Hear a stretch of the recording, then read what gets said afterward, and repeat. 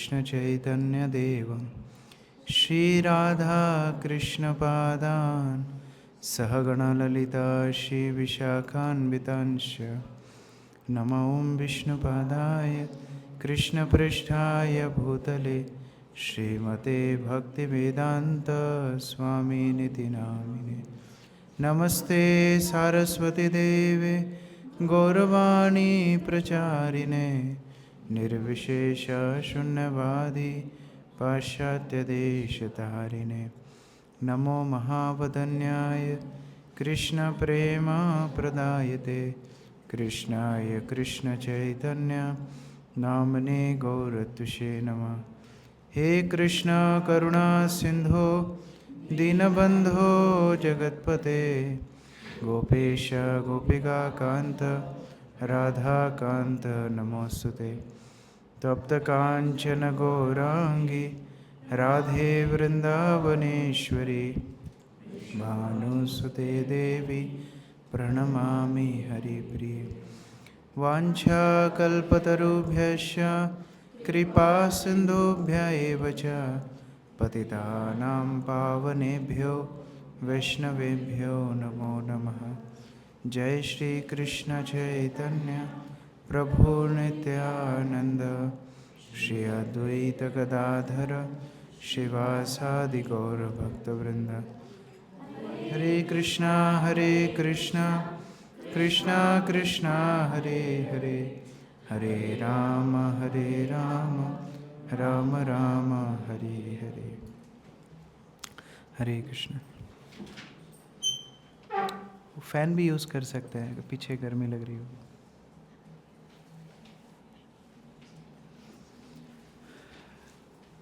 हरे कृष्ण। काफ़ी लंबे समय के बाद हम लोग हमारी क्लास को रिज्यूम कर रहे हैं। वैष्णव सदाचार ये एक ऐसा टॉपिक है जिसको जितना ही चर्चा करते रहें उतना ही कम है, और सारे जीवन ही सीखने के लिए है। वास्तव में हमने पहले सत्र में चर्चा भी की थी, हम वैष्णव बनते हैं वैष्णव की कृपा से। साधना के बल से वैष्णव बनना बहुत बहुत कठिन है ना। मैं अभी एक पुस्तक पढ़ रहा हूँ गुरु तत्व के ऊपर, उसमें हिज होलीनेस हलदर स्वामी महाराज बता रहे हैं कि कैसे जिस मुख से हम लोग निंदा करते हैं उसी मुख से हम लोग नाम लेते हैं, है ना। जिस मन से हम विषय भोग के लिए, हम लोग तो बताने में भी शर्म आती है कितना गंदे गंदे विचार रखते हैं, फिर उस मन से कृष्ण का चिंतन करते हैं। मतलब ये कुछ ऐसा हुआ कि एक प्लेट में मानो कोई ने बहुत गंदी चीज़ें रखी हैं, मांस रखी है, मदिरा रखी है, फिर उसमें ही हम लोग भोग लगा रहे हैं, उसी में हम भगवान को परोस रहे हैं। तो हमारे लिए साधना ठीक है, हम लोग तो करते हैं, लेकिन साधना हमारा मुख्य बल नहीं है। वैष्णव की कृपा हमारा मुख्य बल है। और इसलिए अच्छा आचरण हमें केवल अपराधों से ही नहीं बचाता, अच्छा आचरण कृपा को भी आकर्षित करता है। हम लोग देखते हैं स्कूल में भी जो बहुत सिंसियर बच्चा होता है, एकदम आगे बैठता है, टाइम पे आता है, उसके नाखून कटे हुए होते हैं, शूज़ पॉलिश होते हैं, वो नहीं पढ़ता है फिर भी टीचर उसको एक्स्ट्रा कुछ ना कुछ अफेक्शन देती है ना। जस्ट वो अच्छे से बात करता है, अच्छे से गुड मॉर्निंग मैडम बोलता है, उतने में टीचर खुश हो जाती है। तो उसी तरह से वैष्णव बनने के लिए आचरण वैष्णवों की कृपा को आकर्षित करती है। प्रणाम करना, अच्छा व्यवहार करना, दूसरों के साथ द्वेषपूर्ण आदान प्रदान नहीं करना, ये सारी चीज़ों से बाकी वैष्णव की कृपा को हम आकर्षित करते हैं, और उससे बहुत आसानी से अपने आप हमारी भक्ति की वृद्धि होती है। तो हमने पिछले कुछ सत्रों में देखा किस प्रकार वैष्णव सदाचार का महत्व है, और ये देखने के बाद हमने प्रभुपाद के कुछ कोटेशंस चर्चा किए थे। फिर भक्ति के लिए क्या क्या आवश्यक है ये भी हमने चर्चा किया था। वैष्णव सदाचार में प्रवेश करने के लिए प्रारंभिक 16 माला का जप, 4 नियम का अनुसरण, और उसके बाद विनम्रता। तो ये सारी चीज़ें हमने चर्चा की थी। 4 नियम और उनके पॉजिटिव एस्पेक्ट्स भी चर्चा किए थे, जैसे सत्यवादिता, शुद्धता, हाँ, तपस्या, ये सारी चीज़ें हमने, कृपा, ये सारी चीज़ें हमने चर्चा की थी। उसके बाद कुछ जनरल प्रिंसिपल्स चर्चा किए थे कि कैसे एक वैष्णव को सामान्य शिष्टाचार करना चाहिए। 6 अनुकूल और 6 प्रतिकूल जो उपदेशामृत में वर्णित है वो भी हमने चर्चा किए थे। 6 अनुकूल क्या क्या है? उत्साह, निश्चयात, धैर्यात, तत्तत् कर्म प्रवर्तनात्, संग त्यागात, सतोवृत्ति, ये 6 अनुकूल हैं। फिर 6 प्रतिकूल क्या है? अत्याहार, प्रयास, प्रजल्प, नियमाग्रह, जनसंगस्य, लौल्यम, ये 6 प्रतिकूल हैं। तो ये सब भक्तों को बार बार रिवाइज करना चाहिए। उसके बाद हमने देखा था किस प्रकार से वैष्णव को मंदिर में, टेम्पल रूम एटिकेट, मंदिर में क्या क्या नियमों का पालन करना चाहिए, जैसे प्रणाम कैसे करना है, विग्रहों का दर्शन कैसे करना है, विग्रहों के सामने क्या क्या करना है, क्या क्या नहीं करना है, बातचीत कैसे करना है, क्लेanलीनेस स्टैंडर्ड्स चर्चा किए थे, कब कब अशुद्ध अवस्था में हम होते हैं तो स्नान करना चाहिए, ये सब चर्चाएँ की थी। फिर हमने चर्चा किया था ड्रेसिंग लाइक ए वैष्णवा, वेशभूषा के ऊपर, तो वैष्णव को कैसे वेशभूषा पहननी चाहिए। वो सेशन के बाद कई भक्तों ने छोटे छोटे बाल करा लिए, बहुत अच्छी बात। अरविंद प्रभु, प्रसिद्ध चैतन्य प्रभु, बहुत सारे भक्तों ने छोटे छोटे बाल कराए, बहुत अच्छी बात है, इस तरह रहना चाहिए। अखरूट प्रभु को तो हेड शेव ही रहना चाहिए, पता नहीं क्यों बाल रखे हुए हैं इतने टाइम। सब गया, अभी इतना आसक्ति बचा है साइड में, बस थोड़ा थोड़ा तो थोड़ा थोड़ा प्रभु की भी लंबी लंबी जुल्फे हैं, थोड़ा कम हो सकता है। तो इस तरह अच्छे clean hairstyle, clean dress, सादा ड्रेस, ये सारी चीज़ें वैष्णव के ऊपर शोभा देती हैं। मैं सिंगापुर गया था तो वहाँ भक्त लोग चर्चा कर रहे थे कि कैसे वहाँ पर तो बाहर थोड़ा मुश्किल होता है, पैंट शर्ट पहन के जाना पड़ता है, क्योंकि इस्कॉन वहाँ पर बैंड है। प्रभुपाद जब सिंगापुर गए थे तो उनको एंट्री नहीं दी थी। सिंगापुर गवर्नमेंट डर गई थी कि ये लोग इतने फायर की तरह फैल रहे हैं और हमारा छोटा सा देश है, ये ऐसी भक्तिवेदांत स्वामी कब्जा कर लेंगे, ये वास्तव में ये भावना थी। तो प्रभुपाद को एंट्री नहीं दी थी। फिर प्रभुपाद तो पहुंच गए मूर्ति के रूप में, पुस्तक के रूप में। तो वहाँ पर भी वो लोग फिर पैंट शर्ट में आते हैं, फिर मंदिर में आके चेंज करते हैं, पूरा प्रोग्राम अटेंड करते हैं, फिर चेंज करते हैं, फिर जाते हैं। तो एक वैष्णव को ये वेशभूषा का बहुत ध्यान रखना चाहिए। तिलक के विषय में चर्चा किए थे, 12 मंत्र तिलक के, किस किस को याद हो गए? हरिओम प्रभु याद नहीं हुए अभी तक? क्यों? डेली प्रैक्टिस करना है। डेली प्रैक्टिस कौन कौन कर रहे हैं? अच्छा, ये हाथ खड़ा करो। हाँ, जो प्रैक्टिस करेंगे उनको याद होगा, है ना। जो प्रैक्टिस नहीं करेंगे वो 10 साल बाद भी भूल जाएंगे। मिला अर्जुन प्रभु? हाँ, नहीं स्विच नहीं, पीछे एक गेट खोलो, गेट खोलो। बेड के पास वो एक हरा बटन है, बेड के पास, पीछे पीछे बेड के पास, खिड़की के बगल में लेफ्ट साइड एक हरा बटन है, उसको प्रेस करो। I wish they have not change it. हुआ? अभी इसको रिमोट से ऑन करना पड़ेगा। तो इस तरह से 12 तिलक की प्रैक्टिस रोज करना है। अच्छा, जब ये क्लास होगी तो कौन सेटअप करते हैं? सेटअप कौन करते हैं? आप ही करते हैं ना। तो 15 मिनट पहले दोनों एसी ऑन कर देना, अभी गर्मी आएगी ना तो पहले से ठंडा हो जाएगा। तो उस तरह 12 जगह के तिलक प्रैक्टिस करना है। तुलसी कंठी माला की चर्चा हमने की थी, शिखा के बारे में हमने चर्चा की थी, और फिर साधना, लास्ट जो हमने चर्चा की थी, नवा लेक्चर जो था वो साधना के ऊपर था कि कैसे हमारी साधना हमारी फाउंडेशन होती है, और ये साधना वास्तव में हमारी चेतना को बनाती है। अभी मैं दिन में हमारे स्काई डिपार्टमेंट के जो वर्किंग डिवोटीज़ हैं उनके साथ मीटिंग कर रहा था, तो मैं चर्चा कर रहा था कि कैसे सेवा में क्या समस्याएं आती हैं, है ना।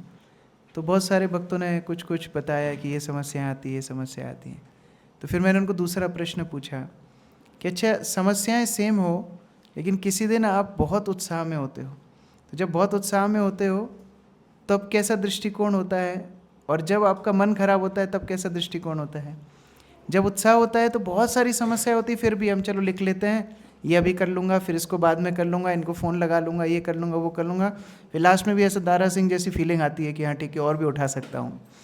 लेकिन जब मन खराब होता है ना, कुछ काम नहीं होने पे भी वो भारी लगता है। फिर क्यों बोला मेरे को माला लाने के लिए, क्यों बोला माइक लाने के लिए, तो भी इतने लोगों में माइक की क्या ज़रूरत है, मृदंग तो वहाँ होता ही है, फिर अपनी मृदंग क्यों ले जाना है, फिर हर चीज़ भारी लगती है। तो बेसिकली साधना में या सेवाओं में सबसे बड़ी चुनौती हमारा माइंडसेट। हमारा माइंडसेट अगर शुद्ध अवस्था में होता है, फेवरेबल होता है, तो हम बड़े बड़े चैलेंजेस भी हैंडल कर लेते हैं। और अगर हमारा माइंडसेट ही डिस्टर्ब होता है तो फिर छोटी छोटी चीज़ें भी भारी लगने लगती हैं। अब वो माइंडसेट कैसे शुद्ध रहता है, वो साधना से होता है। तो सुबह अच्छी साधना करने से हमारी चेतना बड़ी शुद्ध रहती है। आप देखो, आपका बहुत मन खराब होगा, बहुत आप डिस्टॉर्टेड से होगे, आप थोड़ा अच्छी साधना, अच्छा जप, अच्छा श्रवण कर लोगे ना, आपका मूड चेंज हो जाएगा। साधना। और एक और बिंदु हम लोग महत्वपूर्ण चर्चा कर रहे थे, जो अच्छे भाव से, सेवा भाव से यहाँ पर रहते हैं तो वो दीर्घ काल तक रह सकते हैं। क्योंकि यहाँ पर डिसीजन मेकर कौन है, ये एरिया के डिसीजन मेकर कौन है? Temple president, GBC. कौन है डिसीजन मेकर? राधा मदन मोहन है। तो जब हम लोग अनुकूल भाव रखते हैं, जब हम लोग अच्छी भावना से साधना करते हैं, अच्छे से हम लोग भक्तों का संग करते हैं, तो भगवान हमें और मौका देते हैं, हाँ इसको मेरे पास रहने दो, क्योंकि उनका पर्सनल घर है। और किसी के घर में हम लोग उन्हीं से द्वेष करके नहीं रह सकते। किसी के घर में हम तभी तक रह सकते हैं जब तक हम उनके प्रति अनुकूल भाव रखें। जैसे मैं देखता हूँ श्याम गोविंद प्रभु रोज आरती कर रहे हैं जगन्नाथ की, तो अगर जगन्नाथ उनको प्रेम नहीं करते तो वो कितना दिन आरती कर पाते? वो सालों साल से 15 साल, 10 साल, 20 साल, कितने साल भक्तों को हो जाते हैं एक ही सेवा करते हुए। मतलब भगवान के प्रति उनका अनुकूल भाव है, और उससे भी महत्वपूर्ण भगवान का उस भक्त के प्रति अनुकूल भाव है।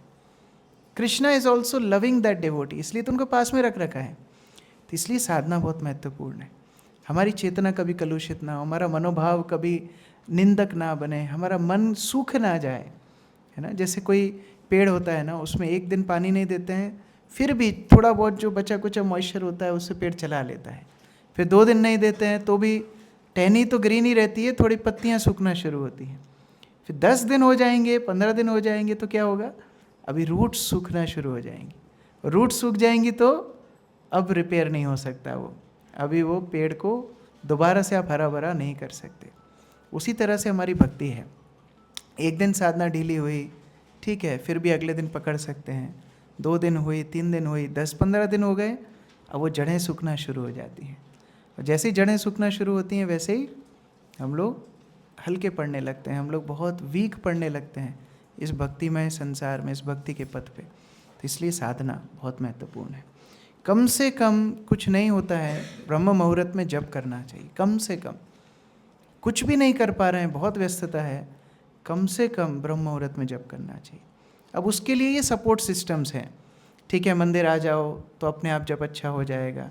एक मंगला आरती का एक वो रहता है, एक थ्रेशोल्ड रहता है कि हाँ ठीक है, मंगला आरती तो जाना ही है टाइम पे, तो मंगला आरती आते हैं तो उसके साथ साथ मेरे जप फिर एडिशनल हो ही जाता है ना। कोई अपने आप बोलेगा घर पे उठो 5 बजे जप करने, हो सकता है 5 के 5:30, 5:30 के 6:30, 6:30 के 9:30, 12 वाला भी रिकॉर्ड होगा किसी का, तो ऐसे भी कुछ होंगे। लेकिन मंगला आरती एक ऐसा लेवल है ना कि ठीक है, मंगला आरती आना है तो फिर अपने आप जप साथ में हो जाता है।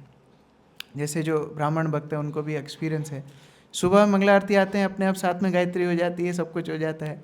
फिर दोपहर की गायत्री हमेशा इधर उधर हो जाती है। क्यों? क्योंकि दोपहर में हमारे पास कोई फिक्स्ड वो सेटअप नहीं है ना। लेकिन प्रभुपाद की दया से सुबह का मॉर्निंग प्रोग्राम हमारा फिक्स है, तो सब चीज़ें बहुत आराम से हो जाती हैं। तो इसलिए सुबह मंगला आरती में आना बहुत इम्पॉर्टेंट है। कभी तबीयत बहुत ज़्यादा ख़राब है, घर में आप लोग जप करो, लेकिन सुबह मंगला आरती, सुबह ब्रह्म मुहूर्त में जप करना है। हम लोग जब कॉलेज में भी थे तो हमारे फाइनल एग्ज़ाम्स होते थे, तो हमको यही बोला जाता था कि आप ठीक है मंगला आरती एग्ज़ाम के टाइम पे नहीं आ पा रहे हो, कोई बात नहीं, आप जब पूरा करके एग्ज़ाम करने जाओ। क्योंकि देखो एग्ज़ाम हमारा पूरा होता था 5, 5:30 बजे शाम को, तो जब पूरा होता था उसके बाद हम आते थे, प्रसाद लेते थे। अब 7:30 बजे से जब जप शुरू करेंगे तो क्या जप होगा? शाम को तो काउंटिंग ही होगी, चैंटिंग नहीं होगी। लेकिन सुबह अगर जप हो जाएगा ना, एग्ज़ाम से आने के बाद हम लोग अगले पेपर की फिर तैयारी शुरू कर सकते हैं। तो इस तरह it's just matter of rearranging our schedule. तो सुबह ब्रह्म मुहूर्त में जब हम लोगों ने इसके बारे में बहुत विस्तार से लास्ट टाइम चर्चा की थी। अभी हम लोग नेक्स्ट फेज में जा रहे हैं, attending classes and reading. Prabhupada का बहुत अच्छा कोटेशन है, मैं इंग्लिश में पढ़ रहा हूँ, फिर हिंदी में समझाऊंगा। The idea is everyone should try to pace himself as if he doesn't know anything. His position is secure. तो सबसे ज़्यादा सुरक्षित भक्त कब रहता है? जब वो ये समझे कि मुझे कुछ आता नहीं है। ये अगर भाव रहेगा तो बहुत कुछ सीख पाएगा। जैसे ही वो ये सोचने लगेगा मुझे सब कुछ आता है, गड़बड़ हो जाएगी। जैसे कल अगन प्रभु क्लास दे रहे थे, सरल सी बात बोल रहे थे कि प्रभुपाद की पुस्तक रोज पढ़नी चाहिए, है ना। तो उन्होंने एक सिंपल सा पॉइंट बोला जो इतने साल में मैं कभी अपने आप सोच ही नहीं पाया। उन्होंने बोला कि कैसे भगवान की संवित शक्ति, संवित भगवान की 3 शक्ति हैं, संधिनी, संवित और अलादिनी। तो संवित शक्ति की आप सपोर्ट ले रहे हो अगर आप शास्त्र रोज पढ़ रहे हो। कितना अच्छा पॉइंट है। मतलब एक तरह से आप भगवान की शक्ति का आश्रय ले रहे हो जस्ट बाय रीडिंग बुक्स। उसके ऊपर फॉलो करना, उसको याद रखना, उसको अपने चरित्र में लाना, वो सब तो बात की बात है। संवित शक्ति। आज क्लास चित्तारी कृष्ण प्रभु दे रहे थे, सिंपल सा पॉइंट उन्होंने बोला, क्या बोले थे वो, करने आए हरि भजन, क्या था वो, कपास, हाँ, ओठन लगे कपास। तो प्रभु जी बहुत अच्छे से बता रहे थे, और वास्तव में ऐसा ही होता है। आए थे हम हरि भजन करने, फिर इधर उधर समझते ना, ओठन लगे कपास मतलब कपास नहीं समझते, रुई को कपास बोलते हैं। तो रुई का जो होता है फूल होता है, उसमें से कपास मतलब रुई को खींच के निकालना पड़ता है। तो उसके लिए तो आए नहीं थे, अभी बाल की खाल निकालने लगे, यहाँ पर बैठ के अलग अलग चीज़ों में उलझ गए। लेकिन जो मेन था हरि भजन, जिस भक्ति के लिए हम आए थे, जिस साधना के लिए हम आए थे, जो कृष्ण भावना, वो पूरा क्लास के बीच में होता है। और मेरा ये एक्सपीरियंस है, यहाँ गुरु महाराज लगभग 1.5 महीने के ऊपर क्लास दिए उद्धव गीता। मैं एक क्लास में बैठा था, लेकिन एक भी क्लास मेरे कान में नहीं गई। क्यों? मेरा सेवा था, वो क्वेश्चन आएंगे व्हाट्सएप में, उनको अरेंज करना है, गुरु महाराज को देना है, पूरा टाइम उसमें निकल जाता था। तो बैठते हुए भी आई वॉज अनफॉर्चुनेट, दुर्भाग्यशाली। उसी तरह से हम लोग को संग मिल रहा है, बैठे हैं, शारीरिक रूप से बैठे हैं, लेकिन मन उधर नहीं है। तो इसका ध्यान रखना चाहिए जितना संभव हो। आप लोग बहुत सारे लोग नोटबुक्स यूज करते हो। अगर कोई भक्त स्टेशनरी है, एक ही स्थान पे रह रहा है, जैसे उज्जैन में आप मैक्सिमम रहते हो, तो नोटबुक्स आर बेस्ट। कोई बहुत ट्रैवलिंग करते हैं फ्रीक्वेंटली, ठीक है, उनके लिए मोबाइल, वो नोटबुक सब जगह ट्रैवल नहीं कर सकते लगेज के कारण, तो वो ठीक है। लेकिन मैक्सिमम जो डिवोटीज, जो प्रीचर्स एक जगह पर है, ऑफलाइन जितना करें तो अच्छा है। उसी तरह पुस्तक भी ना ऑफलाइन पढ़ना चाहिए, उसका रस अलग है। ऑनलाइन पढ़ने में वो टच नहीं है, वो फील नहीं है। आप खुद सोचो, आप दामोदर में राधा मदन मोहन को दीपक लगा रहे हो वर्सेस अपने फोन में आप ऐप में भगवान को दीपक लगा रहे हो, दोनों में अंतर तो है। उसी तरह जो फिजिकल बुक का जो एक फीलिंग है ना, वो ऑनलाइन बुक्स में नहीं है। इसलिए जितना ज़्यादा संभव हो, नोट्स भी ऑफलाइन हो, बुक्स भी ऑफलाइन हो, तो ज़्यादा अच्छा हो। और क्या बैड एग्जाम्पल? यस, क्लास में सोना बहुत भयंकर। मतलब इतनी ऐसे डिवोटीज देखे हैं, सोते सोते मतलब इधर गिर जाते हैं, उधर गिर जाते हैं, पीछे लुढ़क जाते हैं, ऐसा देखा है क्लास में। अच्छा, जो स्पीकर है ना, उसको पूरी ऑडियंस देखती है। आप सोचो उसके लिए कितना डिमोटिवेटिंग होगा। बेचारा अपनी क्लास प्रिपेयर करके आया है, कोई 10-10 दिन प्रिपेयर करते हैं, कोई 20-20 दिन प्रिपेयर करते हैं। हमारे ऐसे डिवोटी हैं, उनको 1 महीना पहले बताना पड़ता है उनकी भागवतम क्लास। तो 1 महीना प्रिपेयर करके वो बंदा आया है, उनके सामने बैठ के बिल्कुल सो रहा है। कितना उनके लिए डिसहार्टनिंग लगता होगा। चलो, कुछ आपकी श्रद्धा श्रवण में नहीं है, कम से कम उसका सम्मान रख लो कि मैं उसके लिए जाग लूँ कम से कम। तो नींद आए तो क्या करना चाहिए? बहुत नींद आ रही है क्लास में बैठ के, तो क्या करना चाहिए? हाँ, स्ट्रेट बैठना चाहिए, ये तो पहला है। और पीछे खड़े हो जाना चाहिए। ठीक है, बहुत नींद आ रही है, पीछे खड़े हो जाओ। अब बोलेंगे प्रभु सबको पता पड़ जाएगा, तो वैसे भी पता पड़ रहा है। जब आप नमाज पढ़ रहे हो, आपको लग रहा है कि कोई देख नहीं रहा, सब आपको देख रहे हैं, तो वैसे भी पता पड़ रहा है कि आप सो रहे हो। बल्कि अलग से आप खड़े होगे तो ये समझ में आएगा कि हाँ, ये सिंसियर है, इसको सुनने की जरूरत है। ये अगर ज़्यादा ही है तो जा करके थोड़ा पानी पी करके वापस लेकिन वापस आना चाहिए। हाँ, नहीं वहीं की वहीं निकल जाए। तो ऐसे कुछ सिंपल सी चीज़ें हैं जो की जा सकती हैं। मैं अभी हैदराबाद गया था, मैं भक्तों के साथ शेयर कर रहा था। वहाँ पर क्लास होती है ना, वो जो आईटी सेक्टर के डिवोटीज हैं, वैसे ही कितना हेक्टिक उनका शेड्यूल होता है, उनका जो प्रोग्राम होता है, उनकी क्लास मिनिमम 3 आवर्स चलती है। वो बोले मैं गया, मैंने 1 घंटे में ख़त्म हरी बोल कर दिया। तो वो बोले प्रभु जी ये क्या किया आपने हमारे साथ? तो 3 घंटा मिनिमम क्लास हम लोग सुनते हैं, तब हमको लगता है कुछ सुना करके। 1 घंटे में तो हम अपने आप को आईटी ऑफिस से यहाँ लाते हैं अभी मानसिक रूप से, उसके बाद हमारा श्रवण शुरू होता है। तो ये लॉन्ग हियरिंग की हैबिट डालनी चाहिए, यही हमारा आनंद है, और कोई आनंद नहीं है हमारा। जितना श्रवण में आनंद आता है उतना आनंद और किस वस्तु में? आप सोचो, केवल बैठना है, हरि कथा सुनना है, बस कितना आनंद है इस चीज में। तो ये अभ्यास होना चाहिए। अच्छा, गांव के लोग इसमें बहुत एक्सपर्ट हैं। गांव में भागवत कथा वगैरह होती है ना, वो व्यास के आने के पहले बैठ जाते हैं, और लास्ट में जब तक आरती नहीं होगी ना तब तक बैठे रहेंगे। वो लोग घड़ी नहीं देखते, अब 5 बजा दो, शाम के 6 बजा दो, 7 बजा दो, वो लोग बैठे रहेंगे। तो वो लोग इतना डिसिप्लिन मेंटेन करते हैं। तो हम लोग तो एजुकेटेड लोग हैं, सभ्य लोग हैं, तो हमको कितना मेंटेन करना चाहिए। और पता है क्लास है, तो क्लास के पहले थोड़ा सा वो मेंटेलिटी से आना चाहिए कि मैं कुछ सीख के जाऊंगा, और इसके लिए नोट्स बनाओ। हम लोग को बहुत नींद आती थी ना, हम लोग लिखना शुरू कर देते। जो वक्ता बोल रहा है ना वो लिखना शुरू कर दो। वो लिखना, एक एक शब्द लिखते जाते थे, फिर उसमें बीच बीच में लाइनें खींचती थी। जब नींद आ रही है तो पेन खिंचाता था, फिर लिखना शुरू कर दो। आप जब प्रयास करोगे ना, भगवान मदद करेंगे। और क्या बैड एग्जाम्पल हो सकता है? यस, आपस में बातचीत करना। ठीक है, कभी कभी कुछ अर्जेंट मैटर हो गया, कोई वक्त तो कुछ पूछना है, आपने बता दिया, ठीक है। लेकिन फिर वो लंबे टाइम तक चलना, वो चलते ही रहना, पूरी क्लास में चलते रहना, वो ठीक नहीं है।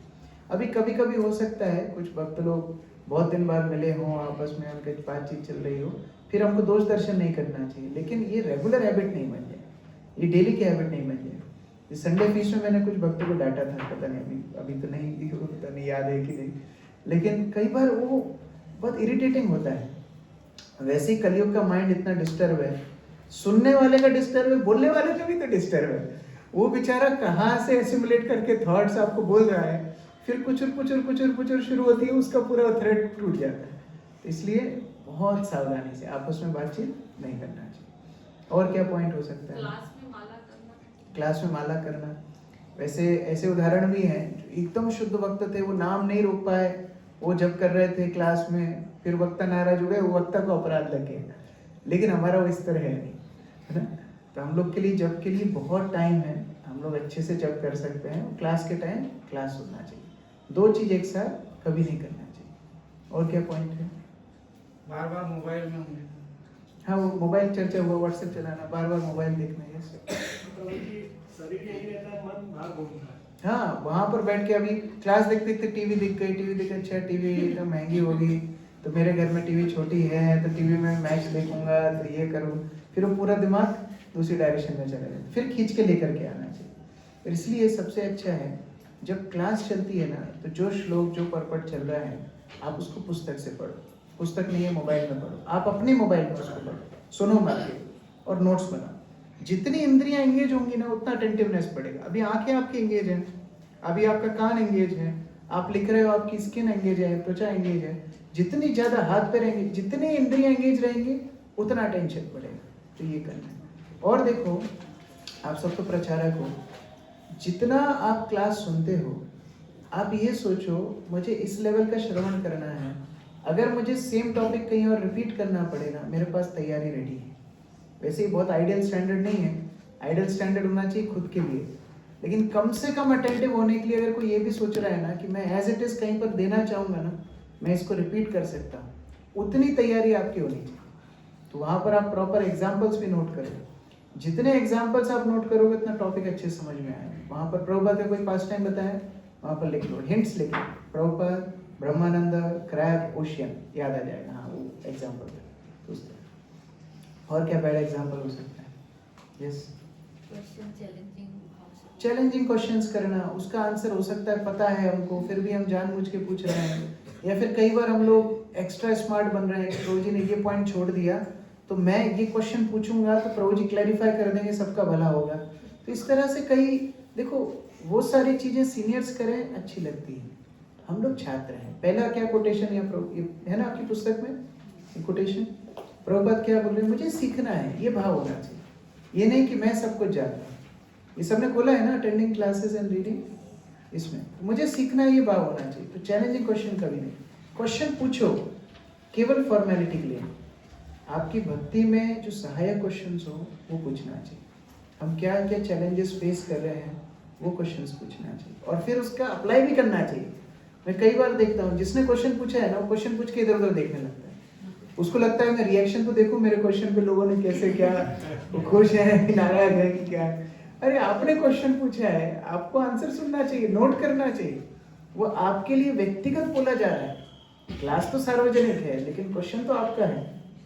गुरु महाराज को हमने देखा, गुरु महाराज जब क्वेश्चन आता था ना, वो कोई रिटर्न देता था, गुरु महाराज पूछते थे किसका क्वेश्चन है, फिर उसको खड़ा करते थे, फिर उसको देखते थे, उसको देख के आंसर देते थे, क्योंकि पर्सनल है। This is not just general कि हाँ कोई जनरल, ऐसे तो यही निकाल के दे देगा। अभी बोलने लगा था ना, वो क्लास नहीं अटेंड करी तो इस तरह आप ऑडियो डाल दीजिए, वो 20 क्वेश्चन निकाल के दे देगा आपके लेक्चर में से। लेकिन that is not the purpose of question answer session. व्यक्तिगत भक्त को क्या मदद चाहिए और क्या हो सकता है। Wrong example of attending classes, एक चीज किसी ने बोली नहीं जो कि तो एकदम इम्पोर्टेंट है, क्लास में लेट आना। जब मतलब शुरुआत ही नहीं होगी तो गलती क्या होगी, ना बजे ना रहेगा बांस, ना बजेगी बांसुरी, हम क्लास में आई नहीं तो हम गलती कहाँ से करेंगे। तो सबसे पहले तो क्लास में टाइम पे आना चाहिए। अच्छा, इंडिया में एक साइकोलॉजी है, 6:30 बोला है ना, मतलब 6:30 बजे हम निकलेंगे। ये मुझे बाद में पता पड़ा, मतलब जब मैं आश्रम से बाहर आया तो थोड़ा सा और मैंने माहौल देखा आसपास का, तब मुझे समझ में आया क्या होता क्या है मेंटेलिटी। हमारे गुरु महाराज के साथ ऐसे ट्रेनिंग नहीं थी। 6:30 मतलब इवेंट शुरू होगा 6:30 बजे, तो आपको तैयार होना है 6 बजे, आप घर से निकलना है 6:15 बजे, डिपेंडिंग ऑन योर डिस्टेंस, तब जाके तो 6:30 बजे आप अटेंड करोगे। अरे मेंटेलिटी ऐसी है। भागवत क्लास 8 बजे, मतलब मैं 8 बजे शुरू करूंगा प्रतिक्रिया, मैं थोड़ा मूड बनाऊंगा, थोड़ा पानी पीऊंगा, मैं थोड़ा घूमूंगा टहलूंगा, पहुंचते पहुंचते 8:15 बजे आएगा, और 8:45 बजे से इच्छा होने लगेगी मैं कब सरकूं कब सरकूं कब सरकूं कब सरकूं, और चुपचाप से सरक के मैं किचन में पहुंच जाऊं। ये भावना नहीं होनी चाहिए। Time means time, that time you should be ready there. तो ऐसा आपका कैलकुलेशन होना चाहिए कि 10-15 मिनट पहले निकलो, और वो इवेंट के चालू होने से पहले वहां पर भक्त लोग उपस्थित होना चाहिए। गुरु महाराज यहाँ 8 बजे लॉक करवा देते थे, शाम को पता है 8 बजे लॉक करवा देते थे। अच्छा, वो बड़ी बात नहीं है, लॉक करवा देते थे। ये जो कांच है ना, ये तो थोड़ा ट्रांसपेरेंट है, देखा ना, तो ये कांच से दिखता है कि बाहर कोई खड़ा होता है, तो सुबह लाइट होती है ना, तो फिर जब लॉक करवाने के बाद गुरु महाराज को यहाँ से दिखता था ना कोई खड़ा है, फिर खुलवाते थे, फिर उसको डांटते भी थे, तुम लेट क्यों आए।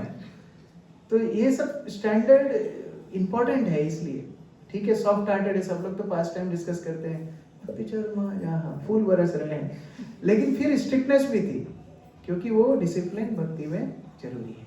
तो उस तरह टाइम पे आना चाहिए। और क्या, मतलब ऐसा भी नहीं सोचना चाहिए कि कोई सेवा हम कर रहे हैं, कोई दूसरा कुछ कर रहे हैं तो हमें श्रवण की जरूरत नहीं है। हाँ, ये भी बहुत इंपॉर्टेंट है। एक भक्त हमको बोल रहा था, प्रभु जी एक जीवन ना पूरा श्रवण के लिए, एक जीवन पूरा चैंटिंग के लिए, एक जीवन पूरा सेवा के लिए, ऐसा होता नहीं है। जब तक आपका श्रवण ठीक नहीं चलेगा, आपका सेवा का मनोभाव ठीक नहीं रहेगा। एक टाइम बाद वो सेवा केवल कर्म बन जाएगी, और ये हमने होते हुए देखा है। भक्त लोग लड़ाई करने लगते हैं, स्पर्धा करने लगते हैं, क्यों? श्रवण नहीं है, महत्व खत्म हो गया। मैं भक्तों को आज भी स्मरण भी दिला रहा था सुबह कि कुछ रिमाइंडर्स फिक्स कर सकते हैं आप दिन में, 3 घंटे के गैप में, 2.5 घंटे के गैप में, फिर से अपने आप को स्मरण दिलाने, मैं क्या कर रहा हूँ, मैं ये सेवा जो कर रहा हूँ ये कितनी महत्वपूर्ण है, इसका आध्यात्मिक बैकग्राउंड क्या है, इसकी नीड क्या है, ये याद दिलाना चाहिए बार बार। मैंने भी मेरी सेवा में देखा, जब मैं बहुत ज़्यादा डिस्टर्ब हो गया था, तो बीच बीच में अलग अलग वैष्णव के प्रवचन सुनता था गुरु सेवा के। तो जब वो सुनता था तो गुरु महाराज के प्रति और ग्रेटिट्यूड आता था, फिर सेवा में और अच्छा मन लगता था। तो ये सेवा का और श्रवण का अपने आप में बहुत अच्छा कनेक्शन है, और जब का भी कनेक्शन है। ये तीनों एक दूसरे से अलग नहीं किए जा सकते। जिसका जब डिस्टर्ब है ना, वो बहुत सारी सेवाएं करेगा ना, फिर एक दिन वो पंचर होगा ही होगा, वो अंदर से सूख जाएगा, उसका सप्लाई कट हो गया। श्रवण नहीं करेगा ना, जब अकेला करेगा और सेवा अकेला करेगा तो हो सकता है सेवा चलती रहे, लेकिन सेवा के साथ उसकी अहंकार की वृद्धि होती रहेगी। तो अहंकार का दमन करने के लिए श्रवण, और सप्लाई आता रहे, रस आता रहे, उसके लिए जप, ये दोनों सेवा के लिए परिपूर्णता है। और कोई सेवा नहीं करेगा, केवल श्रवण करता रहेगा, जप करता रहेगा ना, तो उसको अपच हो जाएगी। अपच कैसे होती है? अपच में डकार आती है ना, तो उसका प्रचार डकार जैसा होगा। उपदेश तो बहुत जाएंगे लेकिन किसी का हृदय परिवर्तन नहीं होगा। तो सेवा से वो श्रवण पकता है, वो पचता है, जो आपने सुना है उसका रियलाइजेशन आएगा सेवा के माध्यम से। तो ये महत्वपूर्ण है। और क्या गलत एग्जाम्पल? यस, बार बार दूसरे भक्तों को डिस्टर्ब करना, ये भी अपराध है। हम नहीं बैठ पा रहे हैं, ठीक है, दूसरों को डिस्टर्ब नहीं करना चाहिए। अच्छा, हमको पता है हमको जल्दी जाना है, कई बार ऐसा होता है भक्तों को कोई टाइम बाउंड होता है, मुझे जल्दी जाना है, फिर पीछे बैठना चाहिए कि आप वहाँ से पीसफुली निकल जाओ। बैठेंगे हम आगे, फिर हम बीच में से उठ के जाएंगे, फिर हमको याद आ गया नहीं नहीं क्लास में 15 मिनट और अटेंड कर, फिर आके हम बैठेंगे, सब भक्तों का ध्यान खराब होगा। ये सारी बातों का बहुत ध्यान रखना चाहिए। अच्छा, कोई लेट आ रहा है ना, फिर उसको पीछे बैठना चाहिए, ये भी शिष्टाचार गलत है। लास्ट में आके एकदम समुद्र को चीरते हुए आगे आकर के बैठना, ये भी गलत है। इससे हमारी उत्सुकता नहीं दिखती है, इससे हमारी मतलब ये कर्कशता दिखती है कि मतलब बाकी वैष्णवों को हम लांघते हुए आगे आ रहे हैं। That is not right attitude. आप लेट आए हो ना, आप पीछे बैठो, पीछे खड़े हो। आरती में भी यही सिस्टम है, आप लेट आए हो ना, पीछे खड़े हो जाओ, ज़्यादा आगे जाने की फिर आवश्यकता नहीं। और कोई example, bad example for attending class? जो स्पीकर मुझे डिस्कस कर रहे हैं जिस पर्टिकुलर टॉपिक को, उसी टॉपिक पर आपस में मतलब डिस्कस करना है। कभी कभी एक आध बार चलता भी है, कभी कुछ पॉइंट आपको चमक गया है, एकदम चर्चा करना, लेकिन पूरी क्लास में उसको नहीं करना चाहिए, डिस्टर्ब नहीं होना चाहिए। Nobody should get disturb because of this, ये प्रिंसिपल हमारा होना चाहिए। तो ये सारे बैड एग्जाम्पल। अभी बच्चों का क्या करें? छोटे बच्चे जब रहते हैं उसको बैठते से ही रोना आता है क्लास में, फिर क्या करा जाए? हमको तो क्लास सुनना है, बच्चा हमारा 2 साल का है, फिर क्या करना चाहिए? सबसे लास्ट में बैठे, या फिर जैसे यहाँ क्लास हो रही तो बाहर बैठे ताकि दूसरे भक्तों को डिस्टर्ब ना हो।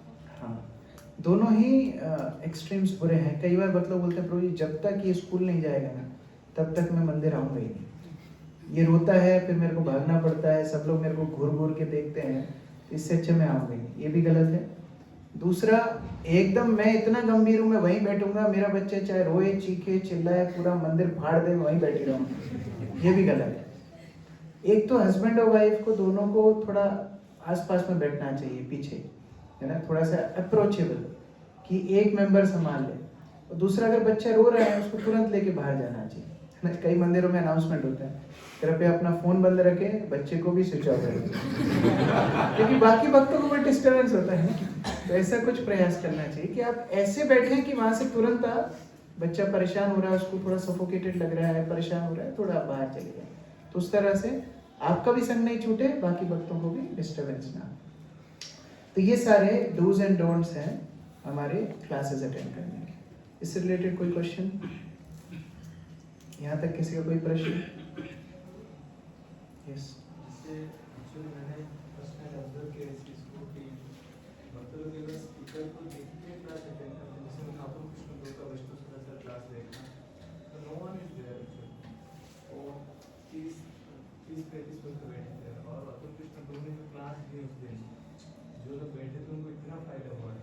जस्ट आज उसको देख रहा था, मतलब ये सिचुएशन में बहुत खराब है, कल कोई स्पीकर आएंगे और यहाँ पे कोई नहीं रहेंगे।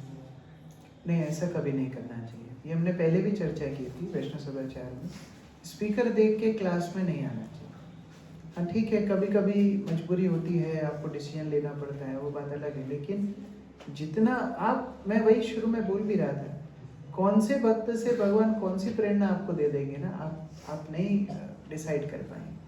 इसलिए श्रवण हमारा महत्वपूर्ण है। वो टॉपिक कवर हो रहा है, टीचर तो कोई भी हो सकता है, वो टॉपिक हमारा महत्वपूर्ण है। अभी प्रचार के ऊपर जो तो कृष्ण ने चर्चा की वो आपका छूट गया, जो लोग नहीं आ पाए वो छूट गया। और देखो फिर रिकॉर्डिंग तो रिकॉर्डिंग है, लेकिन सामने बैठ करके श्रवण करना उसका महत्व अलग है। इसलिए ऐसा कभी नहीं करना चाहिए कि ये स्पीकर ज़्यादा है, वो अच्छे हैं, वो बुरे हैं। देखो उस तरह कितनी भीड़ आती है। अभी अमोघ लीला प्रभु मंदिर में क्लास है, पूरा मंदिर भर जाता है, लेकिन फिर अगले दिन वो लोग नहीं आते। तो फिर जब बाकी दिन वो नहीं आएंगे तो उनका भक्ति का वर्धन कैसे होगा, बढ़ेगा कैसे, वो नहीं हो पाएगा। इसलिए कभी भी ऐसा विचार कम से कम जो भक्त रेगुलर भक्ति कर रहे हैं, जो कोर डिवोटीज हैं, उनको नहीं करना चाहिए। नए लोगों के अंदर वो भावना हो अलग बात है, कोर डिवोटीज के अंदर ये भावना कभी नहीं होना चाहिए। ठीक है, और कोई आगे बढ़े? अभी है हाँ। एक क्वेश्चन था मेरा, जैसे कभी कभी होता है कि कुछ पर्सनल लेवल के क्वेश्चंस होते हैं जो कि डिस्कस नहीं किए जा सकते, तो किस तरह से फिर कुछ सीनियर डिवोटीज जैसे क्लास देते तो हम उस केस में कैसे? उनको पर्सनली पूछा जा सकता है, उनको लिखा जा सकता है, उनको ईमेल या व्हाट्सएप किया जा सकता है, और अगर वो अप्रोचेबल नहीं है तो फिर बाकी सेकंड लेवल जो मेंटर्स हैं, जो बाकी शिक्षा गुरुज हैं, उनको पूछा जा सकता है। पर्सनल क्वेश्चंस क्लास में पूछना हमेशा एडवाइसेबल होता भी नहीं है, क्योंकि कई चीज़ें ऐसी होती हैं जो हम सबके सामने खुल के बोल भी नहीं पाएंगे, और हम बोल भी देंगे ना तो वक्ता उसका आंसर खुल के नहीं दे पाएंगे। तो अगर कोई पर्सनल क्वेश्चन है तो उसको पर्सनल ईमेल, व्हाट्सएप के माध्यम से, पर्सनल मीटिंग के माध्यम से पूछा जा सकता है, लेकिन लिख के रखना चाहिए हमेशा।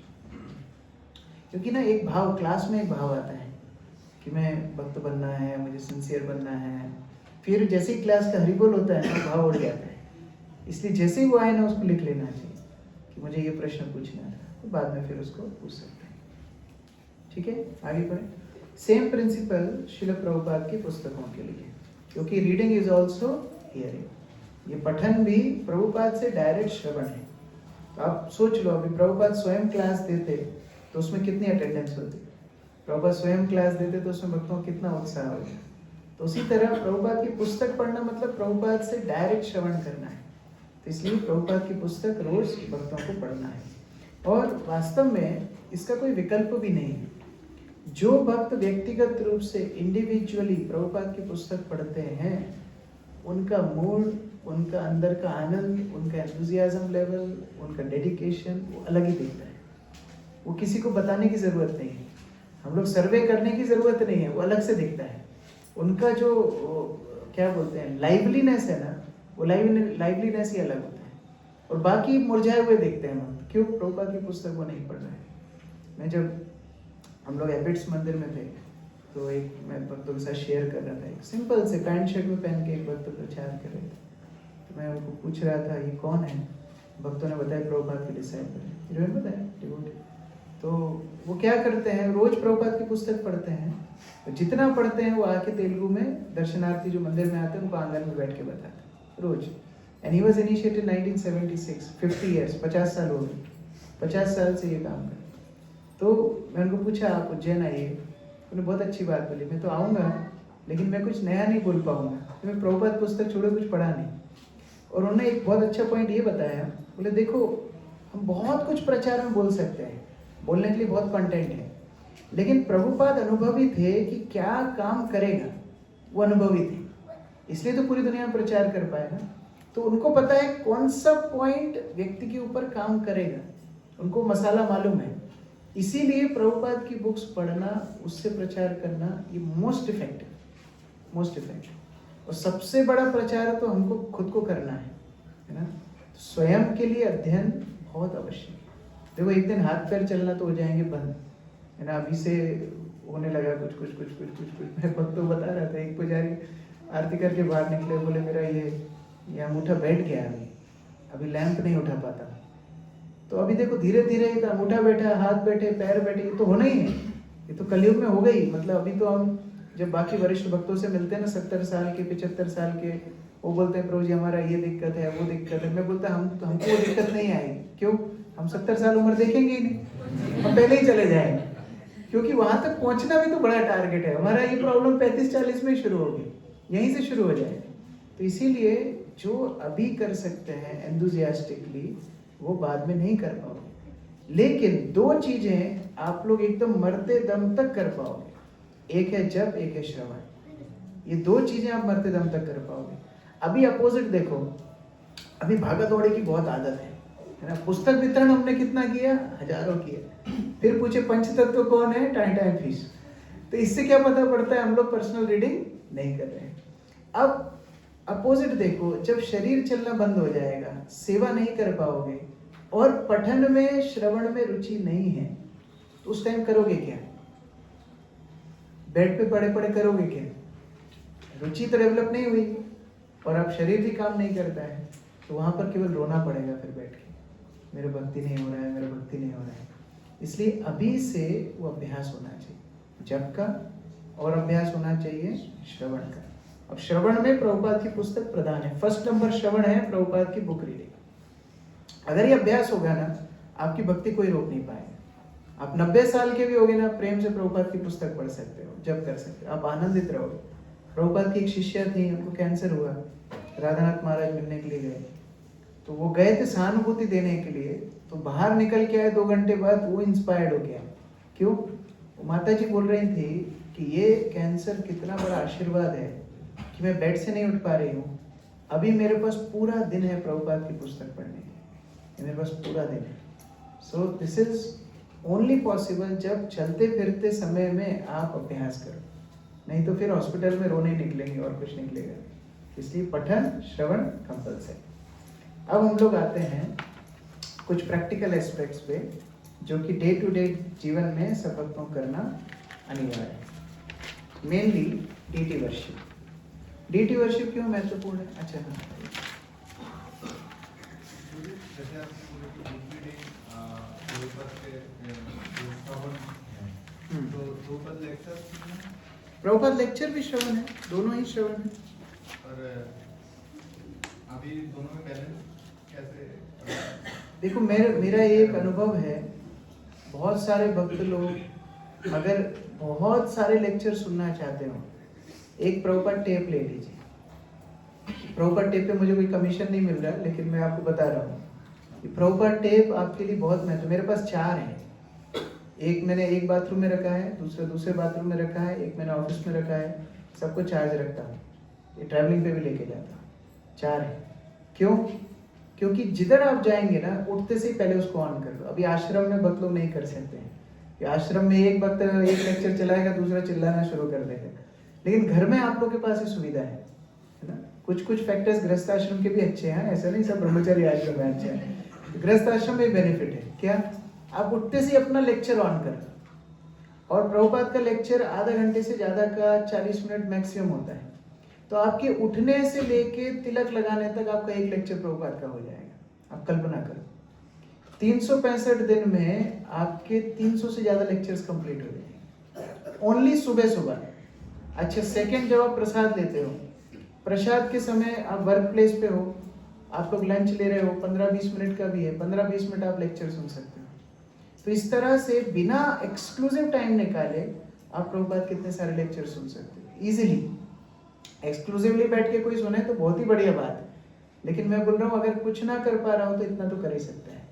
और उसके बाद प्रभुपाद की पुस्तक आप एक्सक्लूसिव, अब देखो नहाते नहाते पुस्तक नहीं पढ़ सकते, नहाते नहाते प्रभुपाद का लेक्चर सुन सकते हो। तो आज मैं भक्तों बता भी रहा था, आज मैं भागवतम लेक्चर शुरू किया, गीता पूरा हो गया प्रभुपाद के, नेक्टर डिवोशन हो गया, ईशोपनिषद हो गया, अभी आज से भागवतम 1.1.1 शुरू। तो मेरा कोई अलग से टाइम नहीं निकाला, केवल वो सुबह तैयार होते होते ही लेक्चर सुन लिया। तो इस तरह से आप लोग सब लोग के पास प्रभुपाद का एक टेप होना चाहिए।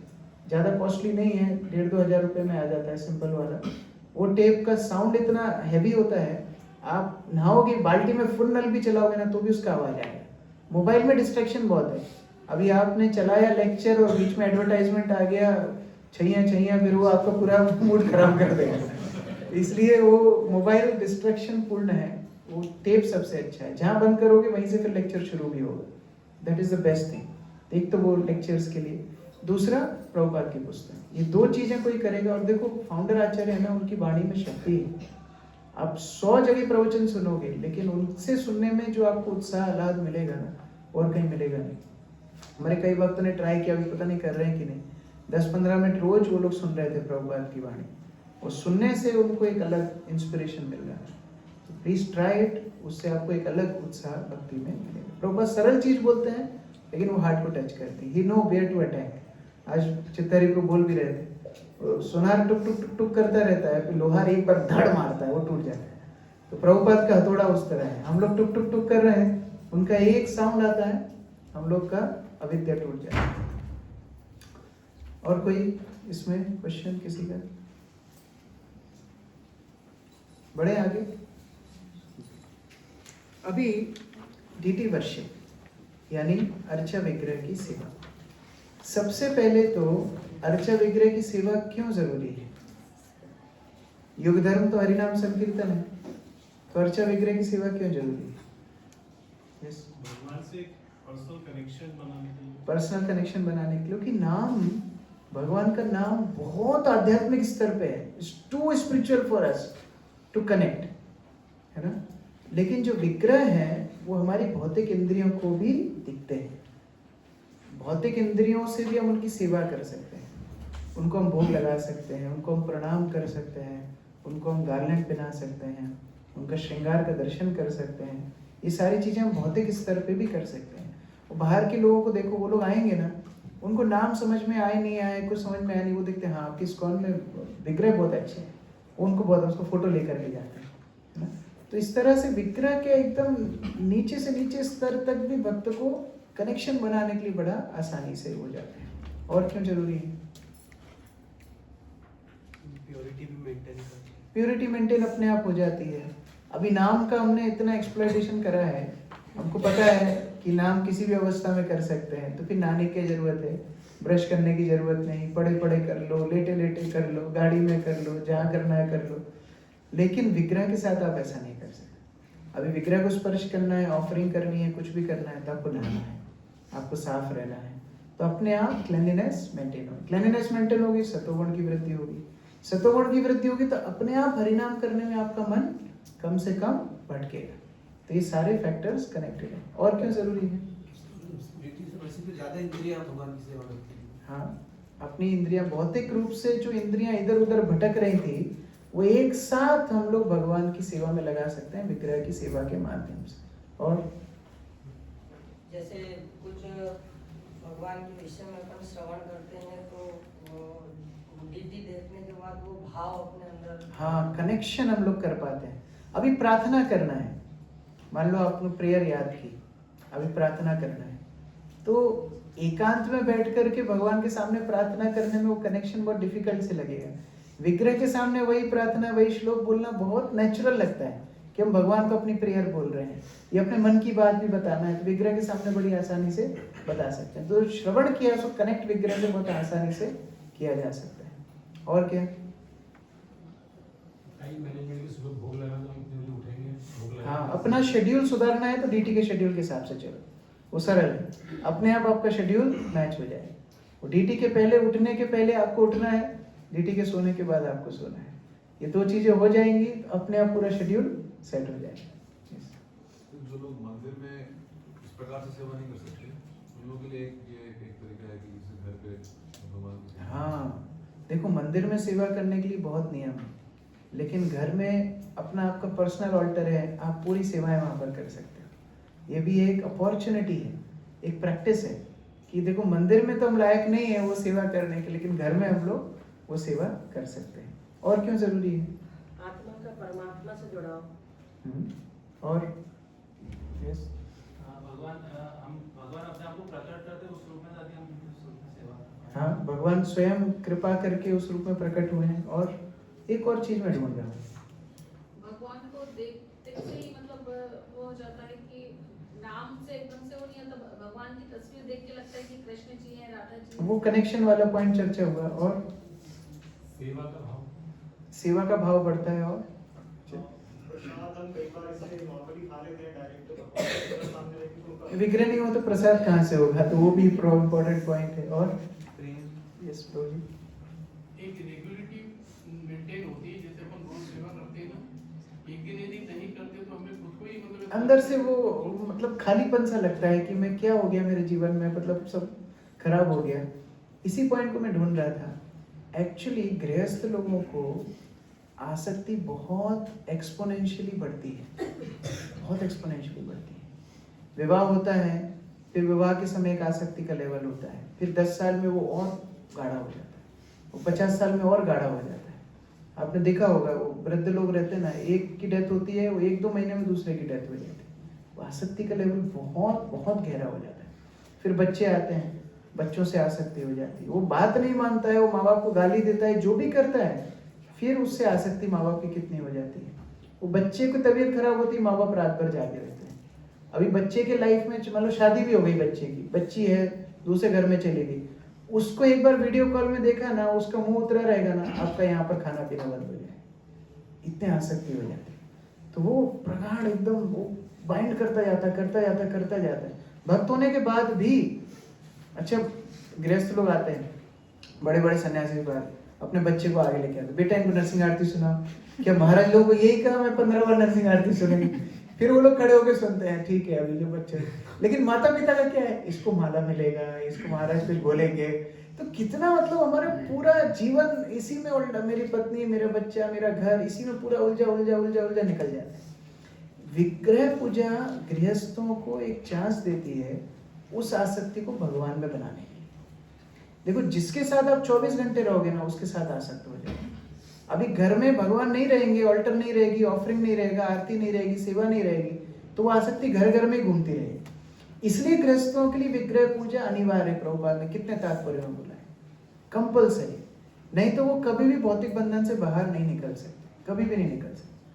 कुछ एक उनकी सेवा ऐसी होनी चाहिए जो भगवान के साथ उनको रोज कनेक्शन में लेकर के, रोज रोज भगवान को देखेंगे, रोज रोज सेवा करेंगे, रोज कुछ ना कुछ मीनियल सर्विस करेंगे, वो आसक्ति भगवान के चरणों में लगी रहेगी। नहीं तो इतना दलदल जैसा है ये, गृहस्थ आश्रम में फंसते चले जाएंगे, अंत में भगवान का स्मरण नहीं होगा। तो इसलिए गृहस्थ लोगों को बहुत कंपल्सरी, गुरु महाराज बोलते थे जो भी ब्राह्मण दीक्षित भक्त हैं उनको कोई ना कोई सेवा मंदिर में करनी ही करनी, कंपल्सरी। कुछ भी उनका शेड्यूल हो, कोई ना कोई सेवा विग्रहों की उनको जरूर से जरूर मंदिर में करनी ही है, आवश्यक। इसलिए हमारे मंदिर में आप देखो कितना अच्छा कल्चर है, महाराज से शुरू करके प्रेसिडेंट्स तक सब लोग कितने व्यस्त रहते हैं, फिर भी मौका निकाल के कुछ ना कुछ आरती, कुछ ना कुछ भोग, कुछ ना कुछ सेवा विग्रहों की करते ही करते। तो गुरु महाराज की वो अपेक्षा है। अभी हम लोग हमारे लेवल पे क्या कर सकते हैं वो चर्चा हम लोग यहाँ पर करेंगे, क्या क्या हम लोग कर सकते हैं। तो वाई हमने चर्चा किया, क्यों जरूरी है। सबसे पहले घर में हमारा प्रॉपर ऑल्टर होना चाहिए। अभी ये चर्चा मैंने पहले भी की थी। ऑल्टर मतलब है आपका हार्ट, है ना। आपका हार्ट जितना सुंदर है उतना आपका ऑल्टर सुंदर है, ये आप सोच लीजिए बस। अभी हार्ट में आपके जो होगा वो ऑल्टर में होगा।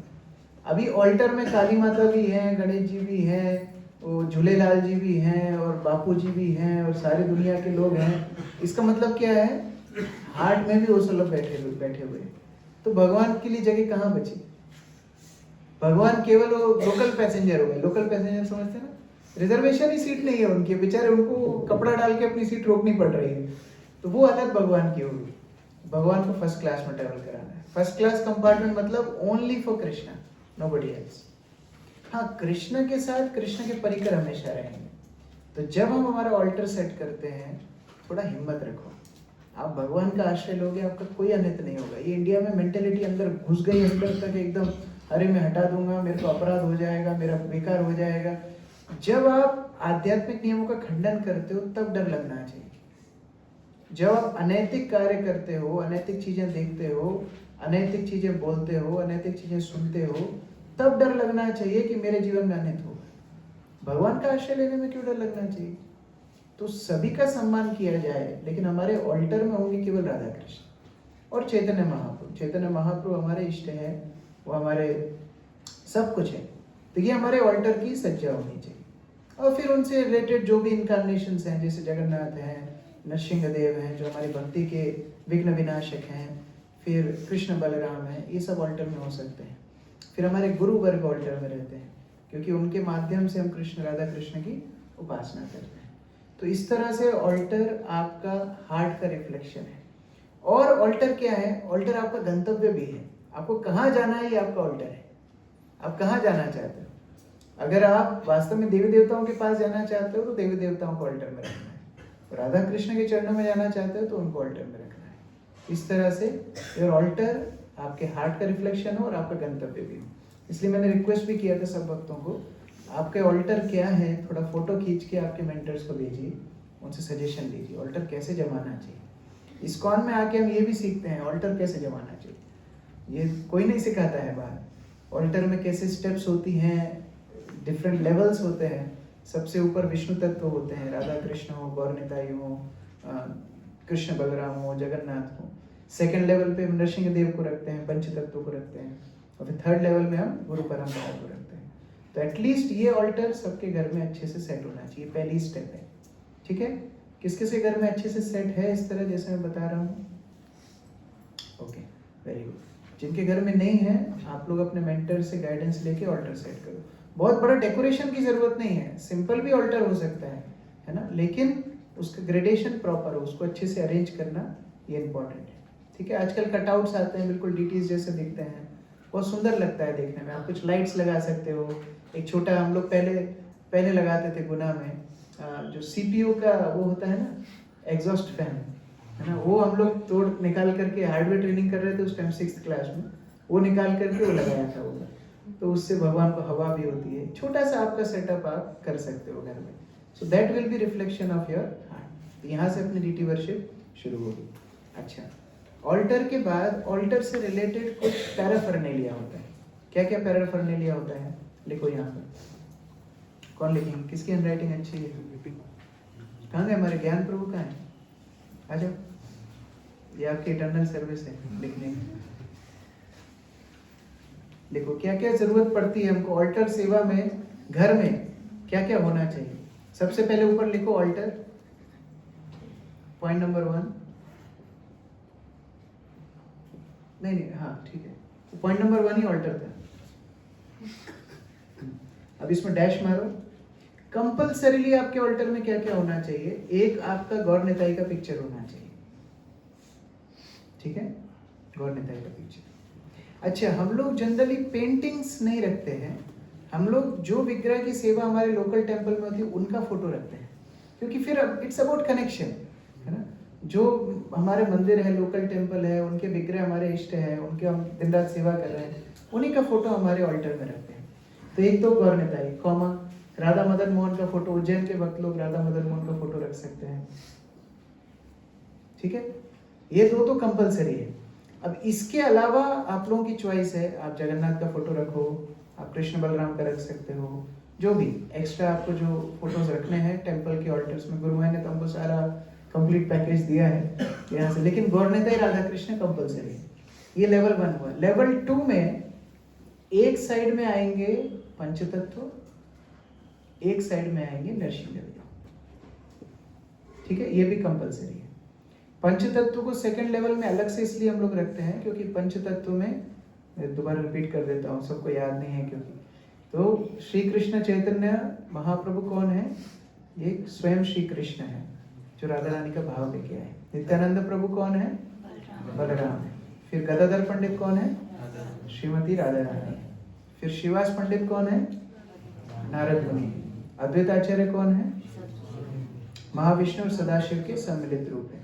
ये रात में 2 बजे भी उठा के कोई पूछे ना तो इसका आंसर आना चाहिए सबको। ठीक है, तो इसीलिए पंचतत्व में कुछ विष्णु तत्व हैं और कुछ उसमें जीव भी है, जैसे नारद मुनि। फिर शिव तत्व, महाशिव भी है, तो इसलिए हम लोग उनको सेकंड लेवल में रखते हैं। तो पंचतत्व भक्त रूप में भी है, भगवत रूप में भी है। और नरसिंह देव क्यों? नरसिंह देव हमारी भक्ति विघ्न विनाश है। ऑल्दो हम लोग अलग रस के उपासक हैं, वृंदावन रस के उपासक हैं, लेकिन वैकुंठ का एक रूप नरसिंह देव की पूजा हमको भक्ति विनोद ठाकुर ने, भक्ति सिद्धांत सरस्वती ने, प्रभुपाद ने दी है। इससे हमारे विघ्नों की रक्षा नरसिंह देव का है। ठीक है, थर्ड लेवल में कंपलसरी जो सबके ऑल्टर में होना चाहिए, वो होना चाहिए षड गोस्वामी, गुरु परंपरा यानी जगन्नाथ दास बाबा जी से लेके प्रभुपाद तक। और फिर घर में ये छूट है, टेंपल में हम लोग नहीं रखते हैं, लेकिन घर में छूट है, घर में आप अपने दीक्षा गुरु का फोटो वहां पर रख सकते हैं। ठीक है, घर में अगर मल्टीपल मेंबर्स अलग अलग गुरुओं से इंस्पायर कर रहे हैं तो अलग अलग फोटोज भी रखे जा सकते हैं। ठीक है, लेकिन गुरुज का फोटो प्रभुपाद के फोटो से छोटा होता है हमेशा। प्रभुपाद का जितना बड़ा फोटो है उससे आपके दीक्षा गुरु का फोटो उनसे छोटा होगा। ये ऑल्टर समझ में आया? ठीक है, अभी सेकंड घंटी होना चाहिए। घंटी कौन सी होनी चाहिए? गरुड़ घंटी। घंटी बहुत तरह की आती है, नाग वाली भी आती है, नंदी वाली भी आती है, केकड़े वाली भी आती है, बहुत तरह की घंटी आती है। तंत्र वाली घंटी अलग आती है। तो यह गरुड़ घंटी, गरुड़ घंटी क्योंकि गरुड़ के पंख में सारे वैदिक उच्चारण है। तो हमारे मंत्र का उच्चारण शुद्ध ना भी हो, हम घंटी बजाते हैं ना, उससे वो मंत्र शुद्ध हो जाते हैं। तो इसलिए गरुड़ कंठी होना चाहिए। और क्या होना चाहिए? आचमन पात्र होना चाहिए। आचमन पात्र आपके लिए अलग हो, भगवान के लिए वो आचमन पात्र यूज नहीं होता है। आपका आचमन पात्र आपके लिए है ना, भगवान के लिए आचमन पात्र अलग है। वो प्रोसीजर्स अभी आपको नहीं सीखना है, वो बाद में आप ब्राह्मण दीक्षा के बाद सीखोगे। लेकिन जस्ट कंसेप्ट के लिए मैं बता रहा हूँ, आपका आचमन अलग होगा, उससे आप आचमन करोगे। लेकिन भगवान के लिए आप एक ग्लास में पानी भर के रख सकते हो। देखो, एक ग्लास में आप एक कॉमन भी रख सकते हो, अगर बहुत श्रद्धा है तो अलग अलग भी रख सकते हो सबके लिए, नहीं तो एक ग्लास का पानी पूरे ऑल्टर के निमित्त आप रख सकते हो। उसका पानी कम से कम दिन में एक बार चेंज करना है। जब भी पहली ऑफरिंग आप दिन में करो तब उस पानी को चेंज कर दो, ठीक है। तो वो एक गिलास पानी भगवान के लिए। नेक्स्ट होगा भोगा प्लेट। अभी ये भी बड़ा आश्चर्य लोगों को लगता है, लेकिन बड़ा कॉमन सेंस है। लोग अपने जो प्लेट यूज करते हैं उसी में भगवान को भोग लगा देते हैं, फिर वही प्लेट लाके परोस देते हैं, बच्चों को उसी में खिला देते हैं। वास्तव में ऐसा नहीं होना चाहिए, भगवान की प्लेट अलग होनी चाहिए। तो ऐसे कोई मटेरियल की प्लेट ले लो जो मिक्स ना हो, जैसे कांसे की, तांबे की, या फिर कोई लेना चाहता है चांदी की, सोने की, जवाहरात जड़ी हुई, कोई सी भी ऐसी लो जो आपके साथ मिक्स ना हो, है ना। सबसे उत्तम होता है धातु की प्लेट्स, है ना। वो प्लास्टिक की और चीनी की ये सब प्लेट्स उतनी प्रेफरेबल नहीं होती। धातु की, पीतल हो, कांसा हो, या अष्ट धातु हो, या फिर चांदी की हो। चांदी वैसे बहुत हाई चल रही है अभी, जो भी हो। तो ये से एक भोगा प्लेट हो, उसमें कटोरीज भी हो, उसमें ग्लास भी हो, उसमें चम्मच भी हो, है ना। कई बार हम लोग तो खाते हैं बड़ा सिस्टमैटिक, तो भोगा प्लेट में सब ऐसे ही डाल देते हैं, तो चावल दाल साइड में थोड़ा थोड़ा सब्जी ऐसे। प्रॉपर भोगा प्लेट एक व्यक्ति जिसमें खा सके, ऐसे प्रॉपर प्लेट होनी चाहिए घर की। एक आरती की प्लेट होनी चाहिए। इसमें डैश लगा के लिखो भोगा प्लेट में क्या क्या होना चाहिए। प्लेट, ये लोग सब भूल जाएंगे, हाँ, ये उतना ही लिखेंगे जितना आप लिख रहे हो। प्लेट, कटोरी, कटोरी 3 लिखो कम से कम,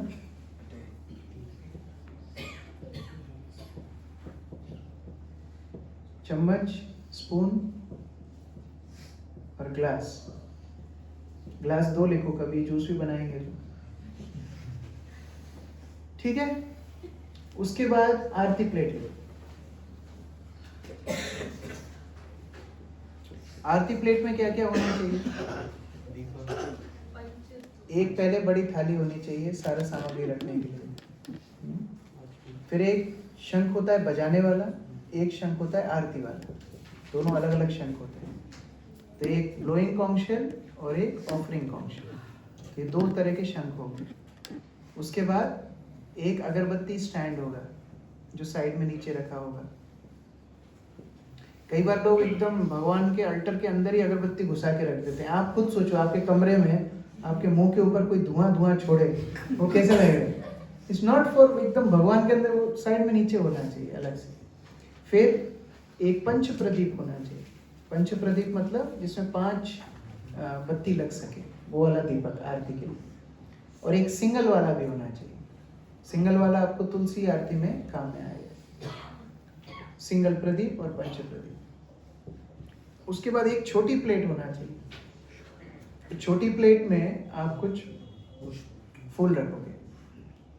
उसके बाद कुछ कपड़े ऐसे होने चाहिए, कपड़ों में ही वैरायटी है। 3 तरह के कपड़े आपके ऑल्टर में होने चाहिए। एक कपड़ा है ऑल्टर साफ करने के लिए, एक कपड़ा है भगवान के चित्र साफ करने के लिए, और एक कपड़ा है आरती का, वो रुमाल हो सकता है। तीनों अलग अलग तरह के, अलग अलग रंग के रख सकते हो जिससे वो मिक्स ना हो। कई घरों में मैं जब जाता हूँ आरती के लिए, तो कपड़ा दो, वही जो पोंछने वाला कपड़ा फोल्ड करके दे दो, इससे आरती करेंगे। Everything should be separate. सफाई का कपड़ा अलग, भगवान के पोंछने का कपड़ा अलग, और आरती के कपड़े अलग। 2-3 रुमाल होंगे, उसमें आपका काम आराम से हो जाएगा। ठीक है, यहाँ तक किसी कोई डाउट? शंख रखने का एक छोटा स्टैंड भी आता है, वो आरती वाले शंख का एक स्टैंड छोटा, वो भी ले सकते हैं। फिर चामर और मोरपंख छोटे छोटे आते हैं, बहुत बड़ा बड़ा आपको घर में रखने की जरूरत नहीं। छोटा सा चामर, छोटा सा मोरपंख, ये सेट एटलीस्ट जो भक्त भक्ति प्रैक्टिस कर रहे हैं, 16 माला कर रहे हैं, इतना सेटअप तो उनके घर में होना चाहिए। इतना देखने से लगता है भक्त है। और अच्छा होगा एक मृदंग, एक करताल भी घर में होना चाहिए। बजाना आए नहीं है, रखना चाहिए कम से कम। वैष्णव आएंगे कभी घर में, बोलेंगे मृदंग करताल है, तो नहीं प्रभु जी मृदंग करताल है, उनको लगेगा क्या डिवोटी है ये। एटलीस्ट इतना घर में होना चाहिए, ठीक है। और कोई चीज इसमें छूट रही है ऑल्टर में जो होना चाहिए? एनीथिंग? एक आसन होना चाहिए जिस पे खड़े होके आप आरती करोगे, और तुलसी महारानी होना चाहिए घर में, जिनकी सेवा आप अच्छे से करो। वो एक शुद्ध भक्त हैं जो आपके घर में ही रहती हैं, ये आप सोच लीजिए, तो इसलिए उनकी सेवा अच्छे से होनी चाहिए।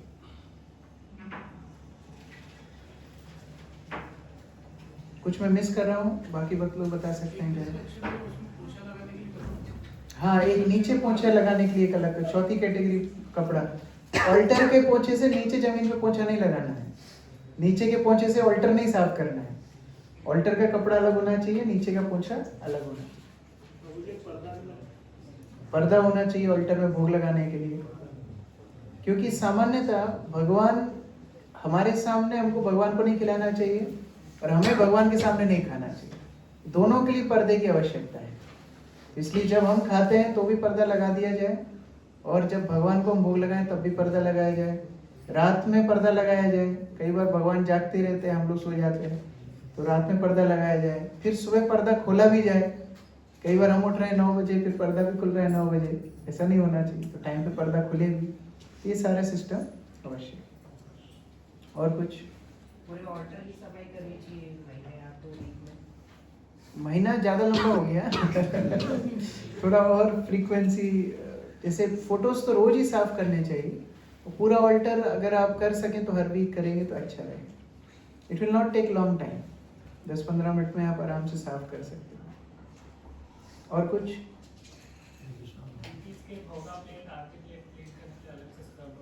हाँ, वो भी पॉइंट में किचन रूल्स में बताने वाला था।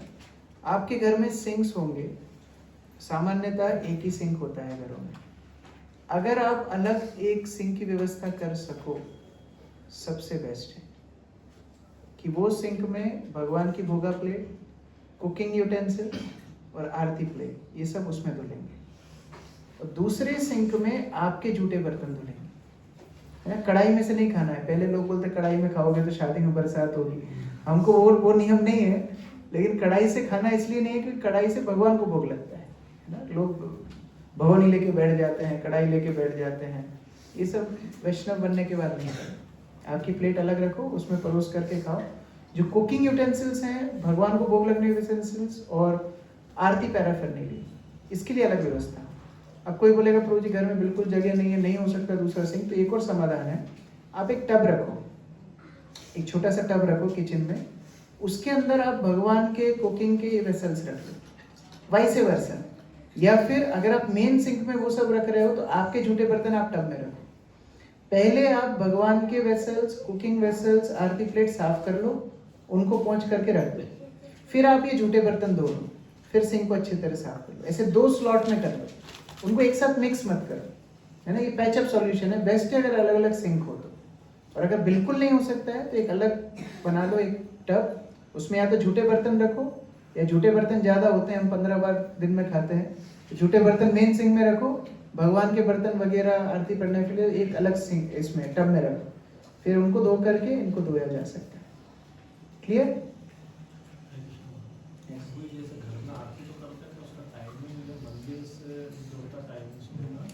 घर में जो आरती करना है, मैं अभी आऊँगा आरती पे। घर में जो आरती करना है उसमें 12 से 15 मिनट से ज़्यादा नहीं लगना चाहिए, तीनों मिला के।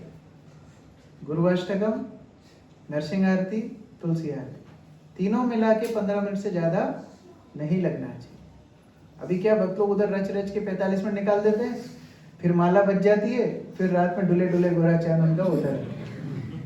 15 मिनट में आपको अपनी आरती तीनों कंप्लीट करनी है सुबह। और सिंपल है, पॉसिबल है, 1 टाइम आप रिपीट करोगे आराम से हो जाएगी। आपको रिपीट करने की जरूरत नहीं है, पूरा परिवार एक साथ मिलके गा सकता है। ये संसार दावान ललील लोका त्राणाय कारुण्य घना घनात्वम प्राप्तस्य कल्याण गुणार्णवस्य। एक बारी बस पूरा परिवार मिलके गा सकते हैं। 15 मिनट में आराम से आप तीनों आरती कंप्लीट कर सकते हो विद वर्शिप। उससे ज़्यादा टाइम नहीं लगना चाहिए। ब्रह्ममुहूर्त के टाइम में हाँ, सुबह ही करना सबसे अच्छा है। सुबह जब पहली बार नहा लोगे ना तभी करना सबसे अच्छा है। ठीक है, जैसे हमारा जपा सेशन शुरू होता है लगभग 5:20 5:25 है। तो अगर आप मंदिर आते हो तो आपको यहीं पर हो गया, और अगर आप मंदिर नहीं आ पा रहे हो किसी कारण से तो 5:25 के पहले कर लो, तो फिर आप भक्तों के साथ 5:15 5:30 से चल कर सकते हैं। तो मुझे जैसे अल्टर में बाल गोपाल जैसे लड्डू हो की सेवा उसका आंसर मेरे पास नहीं है। वो रख सकते हैं। उसका आंसर मेरे पास नहीं है। यस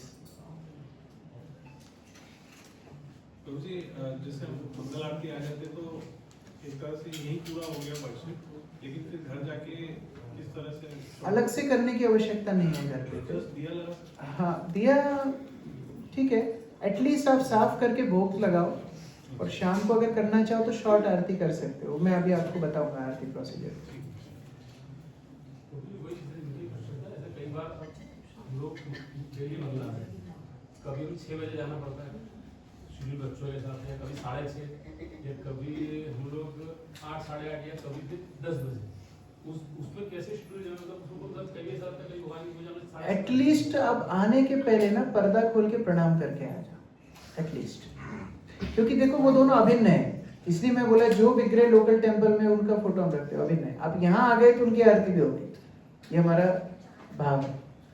एटलीस्ट आप पर्दा खोल के प्रणाम करके आ सकते हो, दैट्स सफिशिएंट। जैसे हम उठ रहे हैं उसी समय लाइट ऑन कर दें। हाँ, तैयार होने के बाद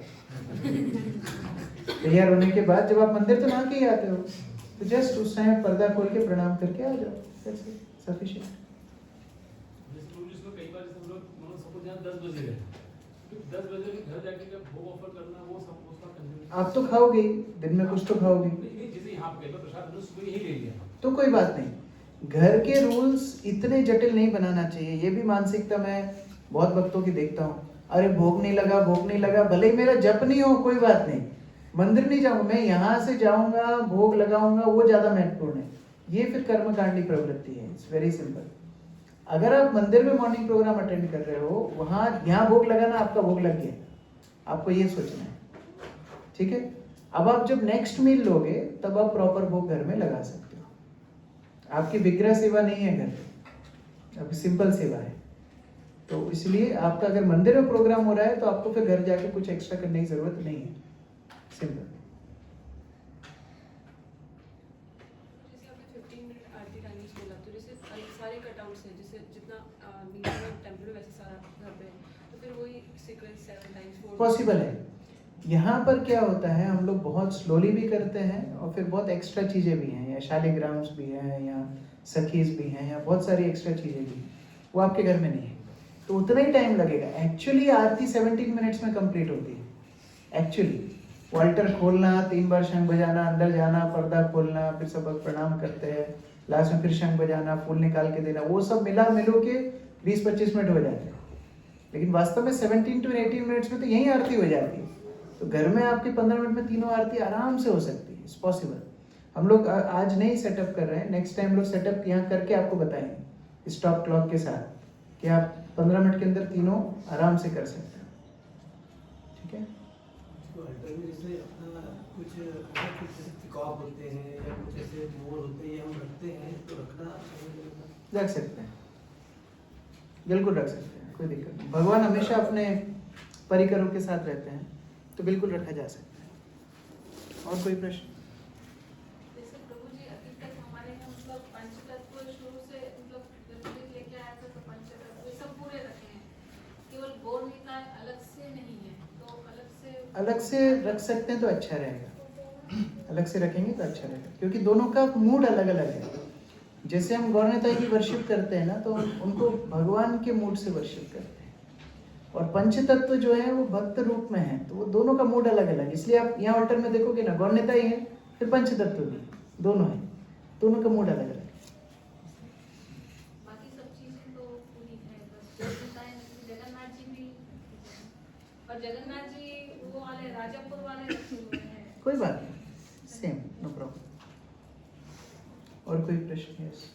तो मतलब जैसे विग्रह में वहाँ घर में अल्टर में राधा मोहन जी को रखना जरूरी है, जिससे भी रख सकते हैं राधा गोविंद वगैरह? कोई से भी रख सकते हैं, लेकिन जनरली संबंध लोकल मंदिर से ज़्यादा होता है। जो विग्रह को हम रोज़ देख रहे हैं, जिनकी सेवा में लगे हुए हैं, हर हफ्ते आप आ रहे हैं, तो एक भाव अलग होता है।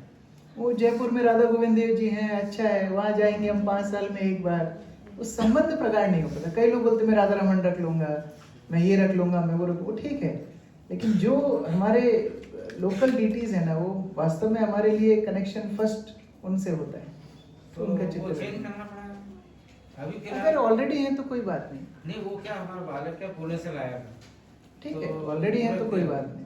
तो अब मैं क्या है कि मैं यहाँ से जुड़ा हूँ। नहीं, ऐसा कुछ नहीं है, अगर ऑलरेडी है तो कोई बात हाँ, नहीं। तो वहाँ से लाया वो अंतर में उसने रखे हैं, कोई बात नहीं। और कोई प्रश्न?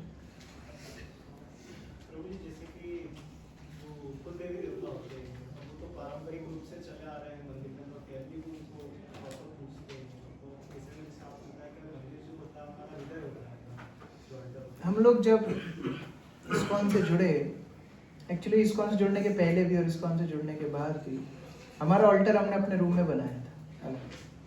हमको तो कोई टिम टाम करना नहीं, हमारा संकीर्तन है, पूजा। हमने अपने रूम में अपना जो एक नीचे स्टडी बुक्स थी, उसके ऊपर एक पटा लगाया था, उसके ऊपर अपना एक सिंपल ऑल्टर जमाया, वो हमारा ऑल्टर है। तो अलग से आप ऑल्टर रख सकते हो। घर में अगर 50 फ़ोन हो सकते हैं तो 2 ऑल्टर क्यों नहीं हो सकते? तो अलग ऑल्टर रख सकते हैं। और जब आप बॉस बनोगे, जब आपकी चलेगी घर में, तो आप डिसीजन ले सकते हो। फिर देवी देवताओं को कोई मंदिर में इस तरह कहीं पर स्थापित कर सकते हो जहाँ उनकी सेवा पूजा चलती रहे, फिर आपका ऑल्टर भी आपके हिसाब से रहे, तो वो किया जा सकता है।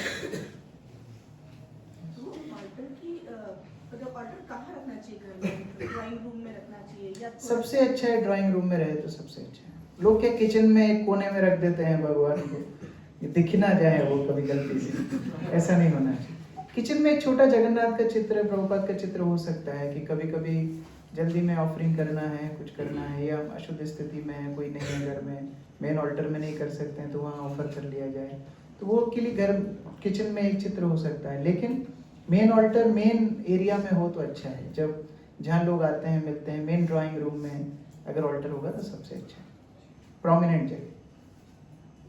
रखते समय कोई दिशा को लेके बहुत लोगों का बहुत मत है, लेकिन it's not very important detail.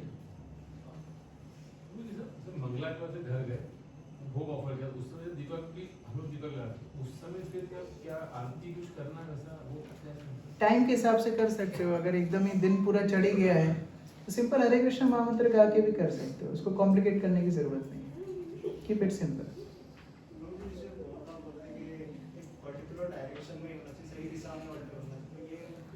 वो प्रभु जी प्रश्न पूछे अभी, करते हैं बहुत लोग, कर सकते हैं, अगर नहीं पॉसिबल है तो it's not very detail, it's a detail, ज़्यादा इंपॉर्टेंट फैक्टर नहीं। ठीक है, और कोई? लड्डू गोपाल। तो जिनके घर में पहले से विग्रह हैं, लड्डू गोपाल हो सकते हैं, राधा कृष्ण हो सकते हैं, तो विग्रह की या तो आप प्रॉपर अभी सीख करके उस लेवल की आराधना करो, या तो वो एक ऑप्शन है।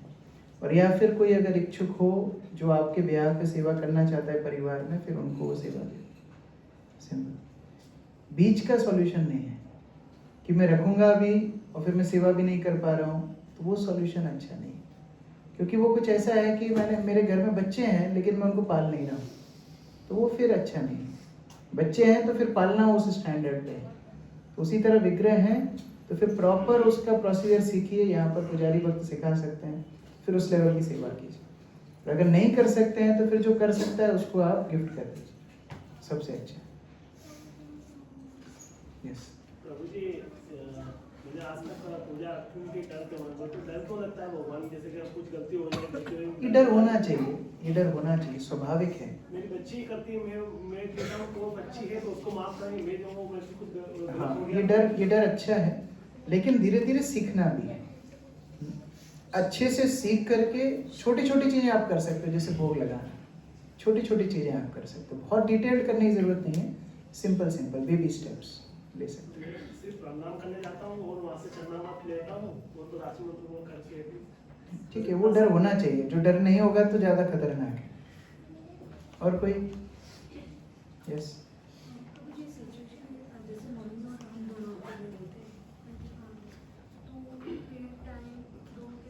इसलिए घर में डीटीज नहीं रखना है। अगर फोटोज हैं और दोनों नहीं कर पा रहे हैं सेवा तो कोई बात नहीं। हाँ, तो एक चित्र किचन में लगाना है, एक चित्र जगन्नाथ जी का किचन में रखो। अगर कोई घर में नहीं है तो फिर आप उनको ऑफर अलग से कर सकते हैं। बिना भोग लगा के तो हम खाएंगे नहीं, तो वहाँ पर हम लोग लगा सकते हैं। ठीक है, आगे बढ़े। Coming to the temple is always priority. Having said this, घर में ऑल्टर हो नहीं हो, मंदिर आना हमेशा प्रायोरिटी होना चाहिए। इसको पावर चिल पे कर दो, तो हमेशा प्रायोरिटी पे होना चाहिए, क्योंकि मंदिर में केवल भगवान नहीं है, मंदिर में भक्तों का संग भी है। तो इसीलिए मंदिर में आकर के मॉर्निंग प्रोग्राम अटेंड करने का कोई विकल्प नहीं है। और घर की जो पूजा है उसमें धीरे धीरे बच्चों को भी ट्रेन किया जा सकता है। छोटे छोटे बच्चे हैं, उनको भोग लगाना सिखाना, उनको आरती करना सिखाना, उनको भगवान को साफ करना है तो उनका एंगेज कर सकते हो कि तुम भी ये साफ करो। एटलीस्ट आपने आरती की तो उनसे प्लेट साफ ऑफ करवा सकते हो। ऐसे छोटी छोटी चीज़ें उनको आप सिखा सकते हो। तुलसी की मैंने सेवा का आपको बताया। अभी आरती प्रोसीजर हम लोग नेक्स्ट टाइम सिखाएंगे यहाँ पर प्रॉपर। उसके पहले एकादशी का भी आपको पता ही है, एकादशी हम लोग फॉलो करना चाहिए। कुकिंग रूल्स थोड़ा चर्चा कर लेते हैं। किचन रूल्स, किचन रूल्स में सबसे पहले तो बिना नहाए धोए हरिनाम किया जा सकता है, बाकी कुछ नहीं किया जा सकता। तो यथासंभव जितना हो 99% एटलीस्ट, 1-8% घर में तबीयत खराब है, कोई बहुत प्रॉब्लम में है तो अलग चीज़ है। 99% ट्राई कि शुद्ध अवस्था में स्नान करने के बाद ही किचन में जाया जाए। हम लोग बचपन में देखते थे मम्मी पहले घर की झाड़ू लगाती थी, तो झाड़ू लगा के बिना किचन में नहीं जाना चाहिए, तैयार हुए बिना नहीं जाना चाहिए। तो इस तरह सब नियम पहले लोग फॉलो करते थे, ये सामान्य शिष्टाचार है। तो वैष्णवों को तो और फॉलो करना चाहिए। तो एटलीस्ट किचन में जब आप जा रहे हो नहा धो के प्रॉपर एंट्री करना चाहिए। और सारी चीज़ों का समाधान इतना सरल है। अब मंगला आरती आओगे ना 4 बजे वैसे ही ना होगे।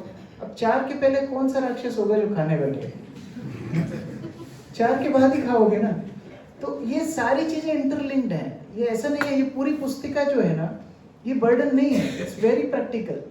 अगर आप डिवोटी लाइफस्टाइल में जल्दी उठना सीख जाओगे, नहा के मंगला आरती और जप करना सीख जाओगे, सब कुछ संभव है। ऑटोमेटिकली आपका ऑल्टर भी खुल जाएगा, ऑटोमेटिकली उनकी सेवा भी हो जाएगी, आप किचन रूल्स भी फॉलो कर पाओगे, सब कुछ कर पाओगे। तो इसलिए नहा कर किचन में जाना है, शुद्ध कपड़े पहन करके किचन में जाना है। उसके बाद में किचन में खाना नहीं है। कई लोग की डाइनिंग टेबल किचन के अंदर ही होती है, दैट्स नॉट राइट। पहले तो हम लोग को बहुत वो मम्मी बोलती थी तू यहीं बैठ जा, मैं तो गरम गरम खिलाऊं, है ना। ऐसा होता है, किचन में ही बैठा लेते थे बच्चों को। ये हम लोग को नहीं करना चाहिए। वो किचन राधा रानी की किचन है, वो कुकिंग भगवान के लिए हो रही है। तो इसलिए किचन के अंदर बैठ के नहीं खाना चाहिए। बाहर आप खाओ, इतनी देर में रोटी ठंडी नहीं होगी जब किचन से बाहर आने में, तो बाहर बैठ करके खाना चाहिए। दूसरा, कुकिंग करते करते टेस्टिंग नहीं करना चाहिए। ये भी बहुत गलत आदत लोगों की पड़ जाती है। खाते हैं फिर टेस्टिंग भी करते हैं, फिर वहीं पर कुल्ला भी कर लेते हैं, बहुत कुछ कर लेते हैं। किचन के अंदर ये सब काम नहीं करना चाहिए। आप भगवान को भोग लगाओ, उसके बाद आप लोग खाओ। सिंक का हमने बता ही दिया, सिंक अलग अलग होना चाहिए। यस,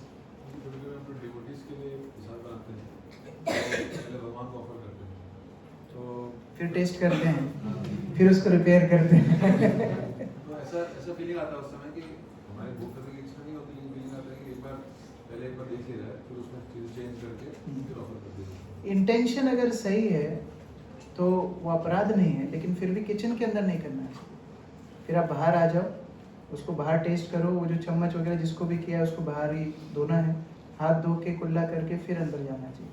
वो किचन में ही टेस्ट करने से वो मुंह भी झूठा हो गया, हाथ भी झूठा हो गया, फिर वो भोग की पवित्रता खंडित होगी। तो अगर करना है, ऐसे बल्क कुकिंग कर रहे हैं, बहुत भक्तों के लिए कुछ कर रहे हैं, हम 1-2 जनों के लिए कुकिंग करते हैं, ठीक है, थोड़ा ऊपर नीचे हुआ चला लेंगे। बल्क कुकिंग में टेस्ट करना पड़ता है, थोड़ा बाहर आके कराया जा सकता है। और कोई? यस, यहाँ जो डिटी किचन में कुकिंग होती है, वे बाहर भी होती है। तो जैसे हमारे जो हमारा कुंडली का जो है वो टेस्ट करते थे, टेस्ट वो करके बाहर वापस उसको अंदर नहीं लेते थे। ये भी एक तरीका है। वो टेस्ट जैसे 1 ड्रॉप डाला तो उसको फिर कुल्ला कर देते थे, मतलब उसको अंदर नहीं लेते थे कि मेरे भोग के लिए नहीं है, ये सेवा के लिए टेस्ट है। तो वो भी फॉलो किया जा सकता है, लेकिन फिर वो भी बाहर जाके। और कोई yes?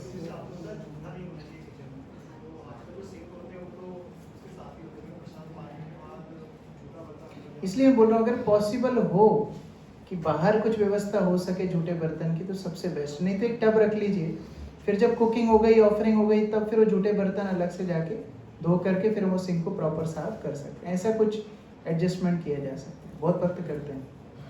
यहाँ किसी का प्रश्न था? जैसा कि आप बोल रहे हो किचन में प्रसाद नहीं लेना चाहिए, तो बनाने के बाद में भगवान को भोग लगाने के बाद में भी ले सकते हैं? हाँ, ना ले तो सबसे अच्छा। पूरा तो घर पड़ा है तो वहाँ पर लेने में क्या समस्या? किचन को जितना शुद्ध रखा जाए, क्योंकि देखो उधर भोग भी है, अनकुक्ड भी है, वहाँ पर राइस रखा है, दाल रखा है, घी रखा है, बहुत सारी और भी चीज़ें रखी है। हम जब वहाँ खाते हैं ना तो वो पूरी अपवित्र होने की संभावना है, इसलिए बाहर रहेंगे तो ज़्यादा अच्छा है। और कोई प्रश्न? ठीक है, किचन रिलेटेड तो आपकी पुस्तिका में और डिटेल में भी है, आप लोग इसको अच्छे से पढ़ लेना है। अभी भोग लगाना किस किस को आता है? भोग लगाना किस किस को नहीं? I need to see time. भोग लगाना किस किस को नहीं आता है? हाथ खड़ा करो। अच्छा, माताओं में भी एक दो हैं जिनको भोग लगाना नहीं आता। ये लोग का तो मुझे लगा था इनको नहीं आता होगा, माताओं में भी है। ठीक है, तो भोग लगाने के लिए सबसे पहले ऑल्टर रेडी आपको करना है। इस वीक का होमवर्क है, सबके घर में ऑल्टर जैसा लिखा है, इसका चित्र ले लो, लिख लो। सबसे पहले ऑल्टर रेडी करना है। दूसरा, ऑल्टर के रिलेटेड जितना पैराफर्नेलिया है वो आपको रेडी रख लेना, क्योंकि अगले हफ्ते हम लोग आरती सीखेंगे, और आरती सीखेंगे घर जाके प्रैक्टिस नहीं करेंगे तो कभी आप उसको प्रॉपरली सीख नहीं पाओगे। खुद के हाथ से करना जरूरी है। तो सबसे अच्छा होगा अगर आप सामान लेके यहाँ आओगे तो हम लोग एक साथ करके भी देख सकते हैं, वो भी एक आइडिया है। अगर आप अपना अपना आरती प्लेट यहाँ लेकर के आओ तो हम सब लोग एक साथ आरती करके सीख भी सकते हैं। Right, it's nice. ये करते हैं। भोगा की प्लेट आप अलग कर लीजिए। जो आपने भोग बनाया है सात्विक, विदाउट अनियन गार्लिक, जो सात्विक भोजन होता है, उसको बिना टेस्ट किए हम लोग भगवान के लिए पहले उद्देश्य से भोग सजाते हैं।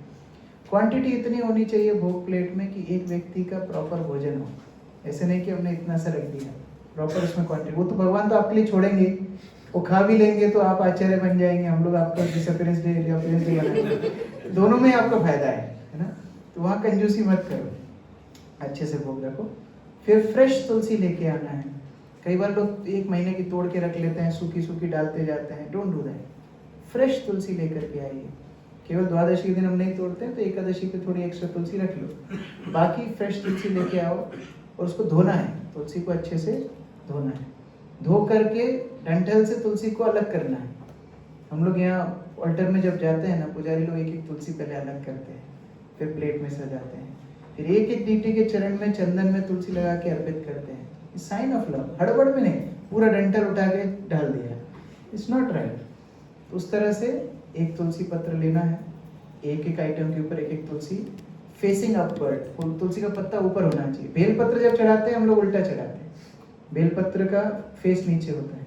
तुलसी चढ़ाने का तरीका है, तुलसी का फेस ऊपर होना चाहिए। शालिग्राम पे तुलसी हो या भोग पे हो, कहीं भी तुलसी का पत्ता ऊपर की तरफ। तो इस तरह एक एक आइटम पे एक एक तुलसी का पत्ता रखना है। कभी लोग दूध चढ़ाते हैं, जैसे हम लोग सुबह दूध चढ़ाते हैं ना, वो बहुत गर्म होता है, उसमें डायरेक्ट तुलसी नहीं डालते हैं। तुलसी साइड में रख के वो लोग जो भोग प्लेट रेडी करते हैं वो लोग देते हैं। तो जब तक पुजारी साफ सफाई करता है, सब करता है, थोड़ा सा दूध नॉर्मल टेम्परेचर पे आ जाता है, कुनकुना हो जाता है, तब फिर हम लोग तुलसी उसके ऊपर रख के भोग लगाते हैं। ये थोड़ी थोड़ी छोटी छोटी डिटेल्स हैं। अगर बहुत गर्म है और तुरंत आपको ऑफर करना है, आप तुलसी का पत्ता उस पर टच करके साइड में भी रख सकते हैं, है ना। उसको एकदम उबलती हुई चीज़ में तुलसी नहीं डालना चाहिए। तो इस तरह से पूरा अरेंज किया, फ्रेश पानी रखा, तुलसी का पत्ता डाला, अभी आपने भगवान के सामने रखा। फिर आपको आचमन करना है। आचमन किस किस को याद है? बिना आचमन के भी लोग हैं। देखो ये कोर्स प्रैक्टिकल कोर्स है, कथा सुनने वाला कोर्स नहीं है ना। वो संडे फीस्ट में होता है, ठीक है, ताली बजाया गए घर काम नहीं। ये कोर्स में अगर आप घर में प्रैक्टिस नहीं करोगे ना तो आपको कोई बेनिफिट नहीं मिलेगा। तो बिना आचमन किए कैसे आपका चल रहा है मैं समझ नहीं पा रहा। तो जब तिलक करते हैं उसके बाद आचमन करना चाहिए, या एटलीस्ट दिन में एक बार आपको प्रैक्टिस आचमन की करनी चाहिए। तो हम लोग केशवाय नमः, नारायणाय नमः, माधवाय नमः सिंपल 3 आचमन आपको सिखाया था, उतना ही आचमन आपको करना है। वो आचमन करने के बाद आप मंत्रोच्चारण कर सकते हो, ओम अपवित्रो पवित्रो वा सर्वस्नागतो विवा जत स्मरेत पुंडरीकाक्ष सभाय अभ्यंतराशि। Shiva Vishnu Shiva Vishnu Shiva Vishnu, that's it. Main procedure अलग है, वो आपको बाद में सिखाया जाएगा, कैसे शुद्धि करते हैं, कैसे भगवान का आह्वान करते हैं, कैसे भोग लगाते हैं, उतना डिटेल में अभी आपको नहीं जाना है।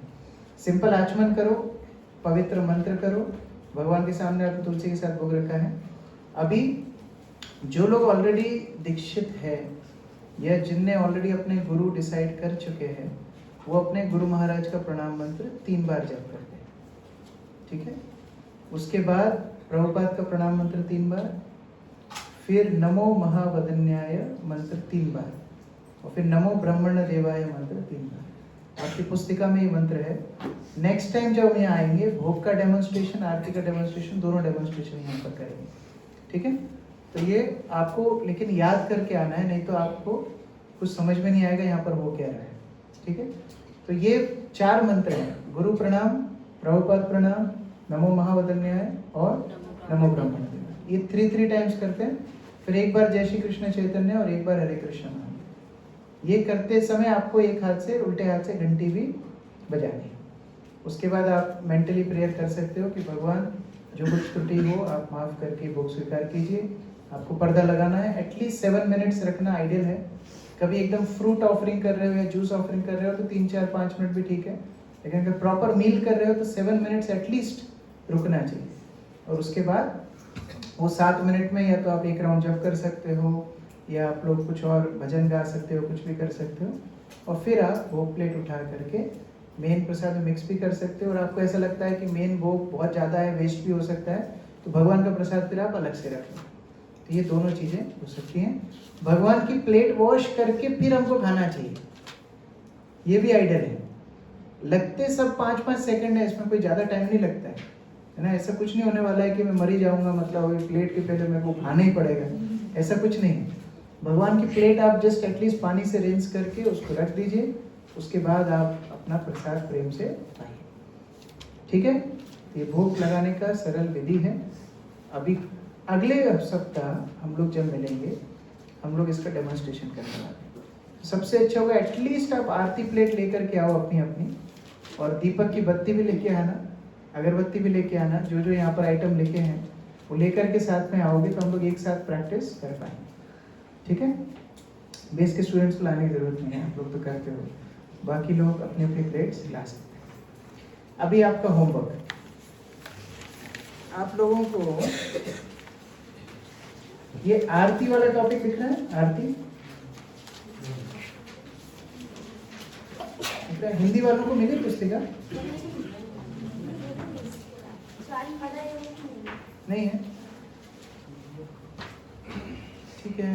कौन याद दिलाएगा? अद्वैताचार्य को आप सुरसुल प्रो से एक बार बात करना कितना हो गया। और अगर वो नहीं कर पाए हैं तो अमित प्रो ने जो की थी, अमित शाह प्रो ने ऑलरेडी कर दी, वो वाली शेयर कर दें, ठीक है। तो आरती वाला सेक्शन, उसके बाद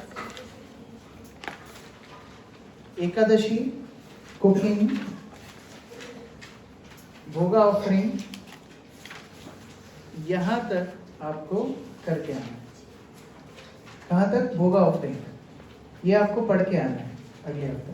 हिंदी वाले भक्तों को प्रभु जी शेयर कर देंगे अद्वैताचार्य को कल तक, या तो जो नहीं हो गई होगी वो, नहीं तो अमित शाह प्रभु ने की थी, उसमें थोड़ी मिस्टेक्स हैं, लेकिन आप समझ जाओगे, भाव समझ जाओगे, तो एटलीस्ट वो शेयर कर दो। शेयर किया हुआ था, हाँ, हिंदी नहीं, वो एक जपा की थी, उसके आगे नहीं है, तो वो आगे वाला पार्ट शेयर करना।